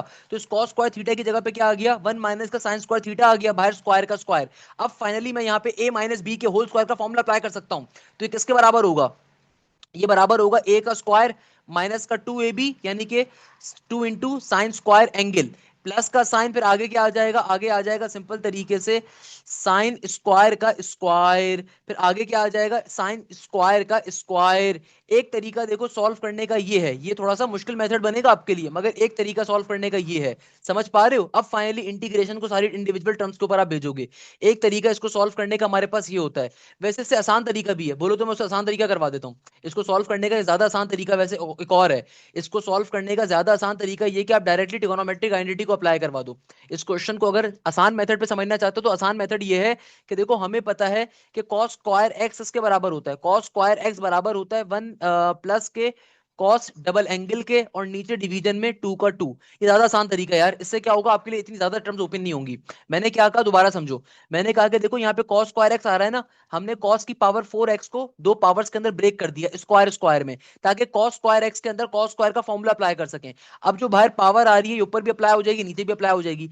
जब ये ऊपर अप्लाई होगी तो क्या बन जाएगा, ऊपर बन जाएगा 1 प्लस का कॉस 2x का होल स्क्वायर, और जब नीचे अप्लाई होगी तो नीचे 2 का स्क्वायर बन जाएगा। और हमें पता है 2 का स्क्वायर क्या होता है 4 के बराबर, इसको उठा के मैं ब्रैकेट के बाहर भेज देता हूं, और यहाँ पे a प्लस बी के होल स्क्वायर का फॉर्मूला अप्लाई हो जाएगा। तो ये बन जाएगा 1 का स्क्वायर प्लस का 2 times of the cos 2x, और फिर आगे हो जाएगा सिंपल तरीके से cos square 2x into D x का dx। यानी कि देखो हमने यहाँ पे क्या स्टेप परफॉर्म करा, सिंपल a प्लस बी के होल स्क्वायर का फॉर्मूला अप्लाई कर दिया। इससे क्वेश्चन जरा आसान हो जाएगा। अगर आप डायरेक्टली पाइथागोरस थ्योरम को अप्लाई करोगे उससे क्वेश्चन थोड़ा डिफिकल्ट बन रहा था। तो मैंने क्या कहा, मैंने कहा कि भाई ट्रिगोनोमेट्रिक आइडेंटिटीज को अप्लाई करवा दो। कॉस स्क्वायर एंगल का फॉर्मूला क्या होता है, ये होता है 1 प्लस का कॉस 2 एंगल डिवाइडेड बाय 2। तो यहाँ पे आपके पास ऊपर बाहर स्क्वायर आ रहा था, तो स्क्वायर ऊपर वाली टर्म पे भी अप्लाई होगा नीचे वाली टर्म पे भी अप्लाई होगा। तो a plus B whole square का फॉर्मूला अप्लाई किया, a का square plus 2ab plus B square form हो गया। अब फाइनली इंटीग्रेशन को बारी बारी तमाम टर्म्स के ऊपर शिफ्ट कर दो, 1/4 का 1/4 इंटीग्रेशन एक दफा ये 1 के पास भी जाएगी, फिर इंटीग्रेशन एक दफा 2 cos 2x के पास भी जाएगी। भाई ये बेबी स्टेप्स हैं यार, ये आपने पेपर में नहीं कर देना बैठ के, डायरेक्टली इंटीग्रेशन को अप्लाई करो। फिर एक दफा इंटीग्रेशन मेरे पास cos square 2x into dx के पास भी जाएगी। अब फाइनली इसको सिंप्लीफाई करने के ऊपर जाओ, 1/4 का 1/4, 1 की इंटीग्रेशन क्या होती है x के बराबर। यहाँ पे देखो cos का इंटीग्रेशन का फॉर्मूला, cos की इंटीग्रेशन होती है पॉजिटिव साइन के बराबर, क्योंकि एंगल का बाहर डेरिवेटिव एग्जिस्ट कर रहा है, 2x का डेरिवेटिव 2 के बराबर होगा। डायरेक्टली यहाँ पे क्या आ जाएगा, डायरेक्टली यहाँ पे आ जाएगा सिंपल sin 2x का sin 2x। और यहाँ पे देखो cos स्क्वायर डबल एंगल आ रहा है, cos स्क्वायर डबल एंगल का मतलब क्या है, cos स्क्वायर की जो मैंने शॉर्टकट सिखाई थी अब उस शॉर्टकट को अप्लाई कर सकते हो। तो cos स्क्वायर की शॉर्टकट मैंने क्या बताई थी, 1/2 का 1/2 लिखोगे, x का x लिखोगे, cos का फंक्शन आ रहा है तो प्लस का साइन लिखोगे, और फिर आगे जाके क्या करोगे, 1/2 का 1/2 जो भी वैल्यू एंगल से मल्टीप्लाई हो रही है उसको 2 से मल्टीप्लाई करो, 2 2 4 बन गया। फिर आगे जाके साइन का साइन लिखोगे, और जो भी वैल्यू ब्रैकेट में आई है उसको ऊपर जाके लिख दो, वो हमारा एंगल बन गया। तो ये तुम्हारे पास फाइनली तुम्हारा आंसर आ गया। बाहर वाले 1/4 को चाहो तो अंदर जाके मल्टीप्लाई करवा दो, आंसर आ जाएगा। तो आपका फाइनल आंसर क्या हो जाएगा, 1/4 एक्स से भी मल्टीप्लाई होगा, 1/4 जाके साइन 2x से भी मल्टीप्लाई होगा, और 1/4 जाके जब 1/2 से मल्टीप्लाई होगा ये बन जाएगा 1/8 एक्स के बराबर। और 4 2 जार 8, और 8 into 4, 8 into 4, 4 8 jar 32 into sine 4x। ये आपका फाइनली क्वेश्चन का आंसर आ रहा होगा। भाई इसमें कोई मुश्किल बात नहीं है, खुदारा मैं दोबारा क्वेश्चन रिपीट कर रहा हूं, फिर मुझसे ये मत कहना क्वेश्चन से दोबारा रिपीट कर दे। मैं दोबारा से एक बार रिपीट कर रहा हूं खुद से बिफोर ओपनिंग द सेट्स। मैं दोबारा से क्वेश्चन को रिपीट कर रहा हूं, पहले बात को समझो। क्या कह रहा है एग्जामिनर, एग्जामिनर कह रहा है कि इस क्वेश्चन के अंदर आपके पास कॉस की पावर 4x आ रहा था, तो आपने सबसे पहले क्या करा, कॉस स्क्वायर स्क्वायर में ब्रेक कर दिया। हो सकता है कोई अल्लाह का बंदा बोले सर डायरेक्टली शॉर्टकट अप्लाई कर देना, अरे भाई डायरेक्टली शॉर्टकट नहीं अप्लाई हो सकती क्योंकि बाहर स्क्वायर आ रहा है। अगर ये सिंपल कॉस स्क्वायर होता है तो मैं इंटीग्रेशन का शॉर्टकट अप्लाई कर सकता था, अभी यहाँ पे इंटीग्रेशन अप्लाई कर नहीं सकते आप क्योंकि बाहर एक स्क्वायर मौजूद है। तो हमने क्या करा, कॉस स्क्वायर के ऊपर ट्रिगोनोमेट्रिक आइडेंटिटी का फॉर्मूला अप्लाई किया। ट्रिगोनोमेट्रिक आइडेंटिटी क्या होती है, 1 plus cos 2x divided by 2। तो बाहर वाला जो स्क्वायर था ऊपर वाले टर्म पे भी अप्लाई होगा नीचे वाले टर्म पे भी अप्लाई होगा। तो नीचे क्या आ गया, 2 का स्क्वायर 4 के बराबर, ऊपर बन गया 1 का स्क्वायर 1 इंटू 2 कॉस 2x, और आगे आ गया कॉस स्क्वायर 2x, यानी कि a का स्क्वायर प्लस 2ab प्लस का b स्क्वायर। अब इंटीग्रेशन को बारी बारी टर्म्स के ऊपर शिफ्ट किया, तो भाई 1 की इंटीग्रेशन क्या होती है x के बराबर, 2 cos 2x की इंटीग्रेशन क्या होगी मेरे प्यारे बेटे, 2 cos 2x की इंटीग्रेशन किसके बराबर होगी, इंटीग्रेशन में cos का फॉर्मूला और एंगल का बाहर डेरिवेटिव 2 मौजूद था तो sin 2x के बराबर होगी। और आगे आ गया cos स्क्वायर 2x, तो cos स्क्वायर 2x की इंटीग्रेशन का शॉर्टकट यहाँ पे अप्लाई कर दीजिए। तो cos स्क्वायर के लिए इंटीग्रेशन का शॉर्टकट क्या होता है, 1/2 का 1/2, x का x प्लस का साइन 1/2, जो भी एंगल का कोफिशिएंट है उसको 2 से मल्टीप्लाई करो, ब्रैकेट में डाल दो, ऊपर जाके साइन, और जो भी वैल्यू ब्रैकेट में डाली थी वो तुम्हारे साइन के साथ का एंगल बन गया। अब मुझे बताओ बात पल्ले पड़ती है कि नहीं पड़ती, please let me know this thing. अच्छा भाई वापस आ जाओ जल्दी से। हमारे पास एग्जामिनर क्या कह रहे हैं क्वेश्चन, अगर एक बच्चे ने पूछा कि भाई अगर क्यूब आ जाए, देखो भाई अगर क्यूब के अंदर क्वेश्चन आएगा तो कैसे सॉल्व करोगे, कॉस क्यूब आ जाए या साइन क्यूब आ जाए या टेंजेंट क्यूब आ जाए, देखो whenever you have the higher powers on any trigonometric function आप उसको ब्रेक करवाते हो, आप उसको क्या करवाते हो, ब्रेक डाउन करवाते हो। अब अगर कॉस क्यूब आ रहा है तो कॉस क्यूब को डायरेक्टली तो सॉल्व नहीं कर सकता ना मैं, तो मैं क्या करता हूं इसको यहाँ पे, मैं यहाँ पे इसको ब्रेक करवा देता हूँ किसके अंदर, कॉस स्क्वायर एक्स के अंदर, और सिंपल है cos x into D x के अंदर। इससे फायदा क्या हुआ कि यहाँ पे मैं जो ऑड पावर आ रही है ना, कभी भी ऑड पावर जब कभी आपकी आ रही हो इंटीग्रेशन के ऊपर तो आप हमेशा उसको पावर्स को ब्रेक करवाते हो, और फिर सिंपल तरीके से यहाँ पे पाइथागोरस थ्योरम अप्लाई कर दो, जल्दी सॉल्व हो जाएगा। कॉस स्क्वायर एक्स इसके बराबर होता है, ये बराबर होता है 1 माइनस के साइन स्क्वायर एक्स के, और बाहर आ रहा है cos x का cos x, तो बाहर वाला cos x अंदर वाली दोनों टर्म से जाके क्या हो जाएगा, मल्टीप्लाई हो जाएगा। तो ये मेरे पास आ जाएगा cos x 1 से भी मल्टीप्लाई होगा, और ये cos x जो है मेरे पास सिंपल तरीके से साइन स्क्वायर एक्स से भी जाके क्या हो जाएगा, मल्टीप्लाई। इंटीग्रेशन को आप बारी बारी दोनों टर्म्स के ऊपर भेज दोगे, इंटीग्रेशन को बारी बारी आप दोनों टर्म्स के ऊपर शेयर अप कर दोगे। इंटीग्रेशन एक दफा cos x पे भी चली जाएगी, और इंटीग्रेशन एक दफा sign square X into cos x के पास भी चली जाएगी। अब आप इसको सिंप्लीफाई करवा लो यार। कॉस एक्स की डायरेक्टली इंटीग्रेशन क्या होती है, कॉस एक्स की इंटीग्रेशन होती है नेगेटिव के साइन के बराबर। कॉस एक्स का इंटीग्रेशन में क्या फॉर्मूला होता है, कॉस एक्स का इंटीग्रेशन में फॉर्मूला होता है नेगेटिव का साइन एक्स। और यहाँ पे पावर फॉर्मूला अप्लाई हो जाएगा, बेस का बाहर डेरिवेटिव है, क्योंकि देखो sine square X into cos X आ रहा है, क्योंकि बेस का बाहर डेरिवेटिव एग्जिस्ट कर रहा है, तो मुझे साफ तौर पे दिख रहा है कि यहाँ पे क्या हो जाएगा, ये हो जाएगा हमारे पास सिंपल तरीके से किसके बराबर, it should be equal to negative के साइन के बाद sine cube x divided by 3 के बराबर। क्वेश्चन सॉल्व हो गया। कौन मुझसे कह रहा था इसका आंसर क्या होगा, बच्चों वाली चीज है यार, क्या मुश्किल बात है इसके अंदर, please let me know what's the problem here. कैसे सॉल्व किया दोबारा समझ लो भाई। आपने पहले पावर्स को ब्रेक करवाया, सही है, उसके बाद आपने पाइथागोरस थ्योरम को अप्लाई किया। पाइथागोरस थ्योरम को जब आपने अप्लाई कर दिया, देन आपने क्या करा, सिंपल तरीके से बेटा बाहर वाले कॉस से अंदर वाली दोनों टर्म्स को मल्टीप्लाई करवाया, तो इंटीग्रेशन कॉस पे भी अप्लाई होगी, इस पे भी अप्लाई होगी। तो यहाँ पे सिंपल कॉस की इंटीग्रेशन अप्लाई कर दी, कॉस की इंटीग्रेशन होती है नेगेटिव का कॉस की इंटीग्रेशन पॉजिटिव का साइन होती है, आई एम सॉरी, मेरा दिमाग बंद हो रहा है, सही है ना। तो कॉस की इंटीग्रेशन पॉजिटिव का साइन होती है, आई एम रियली सॉरी, मैंने अभी आपको सारे ट्रिगोनोमेट्रिक फॉर्मुलास पढ़ाए थे, और देखो मैंने यहाँ पे गलती कर दी। साइन की इंटीग्रेशन नेगेटिव का कॉस होती है, कॉस की इंटीग्रेशन इज ऑलवेज पॉजिटिव का sine, I am really sorry, my bad, सही है। कॉस की इंटीग्रेशन क्या हो जाएगी बेटा, पॉजिटिव का साइन, और फिर आगे जब sine square into cos x के ऊपर इंटीग्रेशन अप्लाई करोगे, तो इंटीग्रेशन का पावर फॉर्मूला कहता है पावर में एक इजाफा ऊपर उसकी दफा नीचे लिखोगे, क्वेश्चन आपको चुटकी बजा के सॉल्व हो जाएगा। सेम गोज फॉर हियर, ये क्वेश्चन सेम पैटर्न पे सॉल्व होगा कि अगर मुझे साइन क्यूब एक्स की इंटीग्रेशन लेनी है तो क्या बन जाएगा, इसको आप ब्रेक करवाओगे sign square X into sine x के ऊपर। अब मुझे पता है साइन स्क्वायर एक्स इसके बराबर होता है, साइन स्क्वायर एक्स बराबर होता है 1 माइनस के कॉस स्क्वायर एक्स के बराबर। बाहर आ रहा है साइन एक्स का साइन एक्स, बाहर वाला साइन एक्स अंदर आके दोनों टर्म से मल्टीप्लाई होगा, तो ये बन जाएगा इंटीग्रेशन 1, यानी कि साइन एक्स पे भी अप्लाई होगी, क्योंकि साइन एक्स 1 से भी मल्टीप्लाई होगा और कॉस स्क्वायर एक्स से भी मल्टीप्लाई होगा ना बेटा। तो इंटीग्रेशन एक दफा अप्लाई हो जाएगी cos square X into sine x into D x के ऊपर। साइन एक्स की इंटीग्रेशन क्या होती है, नेगेटिव कॉस एक्स के बराबर। और यहाँ पे देखो cos square X into sine X आ रहा है, तो कॉस के ऊपर चूंकि पावर आ रही है तो बेस का बाहर डेरिवेटिव देखेंगे, तो कॉस एक्स का डेरिवेटिव नेगेटिव का साइन होता है। अभी यहाँ पे देखो प्लस का साइन मौजूद है, तो हमें क्या करना पड़ेगा, नेगेटिव नेगेटिव से मल्टीप्लाई डिवाइड करना पड़ेगा, या नेगेटिव साइन दो दफा लाना पड़ेगा, ताकि यहाँ पे कॉस की डेरिवेटिव कंप्लीट हो सके। तो नेगेटिव से मल्टीप्लाई भी किया, नेगेटिव से डिवाइड भी किया, तो नेगेटिव नेगेटिव पॉजिटिव बन गया। तो कॉस का फाइनली फॉर्मूला अप्लाई कर दूंगा मैं, पावर फॉर्मूला, तो ये बन जाएगा cos cube x divided by 3 के बराबर। मुझे बताओ ये बात क्लियर होती है, मुझे बताओ ये बात समझ में आती है, मैंने कोई मुश्किल बात, आगे चलो। अब देखो लास्ट के दो क्वेश्चंस भी देख लो। इन क्वेश्चंस की देखो पॉलिसी क्या है, या इन क्वेश्चंस की लॉजिक क्या है, कि हमारे पास अक्सर और पेशतर जो है ना प्रोडक्ट टू सम के कॉन्सेप्ट आ जाते हैं। अब देखो यहाँ पे इसको सॉल्व कैसे करोगे, ये आ गया cos 2x into sine x, या फिर ये आ गया sin 4x into sine x. अब इनको सॉल्व कैसे करोगे, इंटीग्रेशन के लिए दो टर्म्स मल्टीप्लाई हो रही हैं, डायरेक्टली इनको आप सॉल्व नहीं कर सकते। तो सॉल्व करने की लॉजिक क्या होती है कि हम लोग क्या अप्लाई करेंगे, हम लोग यहाँ पे इंटीग्रेशन का मल्टीप्लीकेशन कॉन्सेप्ट अप्लाई नहीं कर सकते, क्योंकि डायरेक्टली आपके पास कोई इंटीग्रेशन मल्टीप्लीकेशन कॉन्सेप्ट नहीं है। तो हमारी हत्तुल इम्कान ये कोशिश होती है कि हम इसको किसी शॉर्टकट पे सॉल्व कर लें। तो ट्रिगोनोमेट्री के अंदर हमने एक फॉर्मूला पढ़ा होता है, ट्रिगोनोमेट्री में फॉर्मूला क्या होता है, कि देखो बेटा कभी भी अगर आपके पास cos अल्फा और sin बीटा आ जाए, यानी कि ये आपका क्या बन गया, प्रोडक्ट टू सम फॉर्मूला। तो प्रोडक्ट टू सम फॉर्मूला हमसे ट्रिगोनोमेट्री में क्या कहता है, प्रोडक्ट टू सम फॉर्मूला कहता है 1/2 का 1/2 आएगा, फिर एक दफा आप लिखोगे साइन को, फिर अल्फा प्लस का बीटा करोगे, सही है ना, अल्फा प्लस का बीटा करोगे, माइनस की वैल्यू, फिर साइन का साइन आएगा, और एक दफा हो जाएगा अल्फा माइनस का बीटा, ये प्रोडक्ट टू सम फॉर्मूला होता है। सिमिलरली अगर कहीं पे आ जाए मेरे पास sine alpha into sine beta, तो इसका product to sum formula trigonometry के अंदर क्या होता है, ट्रिगोनोमेट्री में इसका फॉर्मूला होता है नेगेटिव का 1/2, फिर कॉस का कॉस एक दफा होता है अल्फा प्लस का बीटा, और आगे आएगा प्लस का माइनस का साइन, आगे आएगा माइनस का साइन, और ये एक दफा हो जाएगा कॉस का कॉस अल्फा माइनस का बीटा। ये होता है हमारे पास प्रोडक्ट टू सम फॉर्मूला। तो इस फॉर्मूले को हमने अप्लाई करते हुए क्वेश्चन को क्या कर देना है, सिंप्लीफाई करना है, क्वेश्चन को क्या करना है, सॉल्व करना है। That's the logic here. अब मुझे बताओ इसमें क्या मुश्किल बात है, क्या चिंता की बात है भाई, क्या प्रॉब्लम की बात है। हम क्या करेंगे, इन फॉर्मूलाज का इस्तेमाल करेंगे। तो भाई ये आपका अल्फा है, ये आपका बीटा है।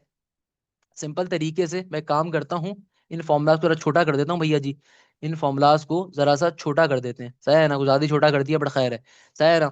तो अब देखो यहाँ पे अगर मुझे इस क्वेश्चन को सॉल्व करना है तो कैसे सॉल्व करूंगा मेरा बच्चा, ये क्या बन जाएगा, ये हो जाएगा 1/2 का 1/2। और इंटीग्रेशन अभी अप्लाई नहीं कर रहे, तो इंटीग्रेशन बाहर अभी एज मौजूद है। ये ट्रिगोनोमेट्री के फॉर्मुलाज हैं। कॉस का कॉस एक दफा हो जाएगा 2x प्लस का x। सही है। अच्छा नहीं, यहाँ पे कॉस और साइन का फॉर्मूला है ना, तो यहाँ पे तो अप्लाई होगा हमारे पास साइन का फॉर्मूला। ये बन जाएगा साइन का साइन, और यहाँ पे आ जाएगा 2x प्लस का x। बीच में आएगा नेगेटिव की वैल्यू, और यहाँ पे आएगा अगेन साइन। और इधर आ जाएगा हमारे पास 2x माइनस का x इंटू डी एक्स का डी एक्स। भाई ट्रिगोनोमेट्रिक में फॉर्मूला होता है कॉस अल्फा साइन बीटा का 1/2 into sine alpha plus beta minus का साइन अल्फा माइनस बीटा का। तो इस फॉर्मूले को आप खाली अप्लाई कर रहे हो, कोई मुश्किल काम नहीं कर रहे। 1/2 का 1/2, तो साइन 2x प्लस एक्स इसके बराबर होता है। ये बराबर होता है साइन 3x के। अब फाइनली अब इंटीग्रेशन के ऊपर, या एक दफा sine 3x into D X आ जाएगा, एक दफा यहाँ पे आ जाएगा माइनस की वैल्यू, और यहाँ पे आ जाएगा sine x into D x. तो अब आप इंटीग्रेशन को अप्लाई करवा दो, सिंपल तरीके से क्वेश्चन सॉल्व हो जाएगा। सही है ना? अब मुझे बताओ क्या मसले की बात है, प्लीज लेट मी नो। यहाँ तक कोई प्रॉब्लम, कोई मसला, कोई परेशानी? इसको अब आगे खुद से सॉल्व कर लेना भाई, मेरी हिम्मत नहीं है, खुद से सॉल्व कर लेना। साइन 3x की सोल्यूशन कैसे करोगे? एंगल का बाहर डेरिवेटिव लेकर आओगे, 3x का डेरिवेटिव 3 के बराबर होगा, 3 से मल्टीप्लाई डिवाइड करवाओगे, तो साइन का फॉर्मूला क्या आ जाएगा? ये आ जाएगा नेगेटिव का 1/6 इंटू कॉस 3x आएगा। और यहाँ पे आ जाएगा नेगेटिव का पॉजिटिव का कॉस एक्स। जो भी आंसर आ रहा हो, आंसर खुद से निकाल लोगे। मुझे बताओ यहाँ तक क्यों मसले की बात को परेशान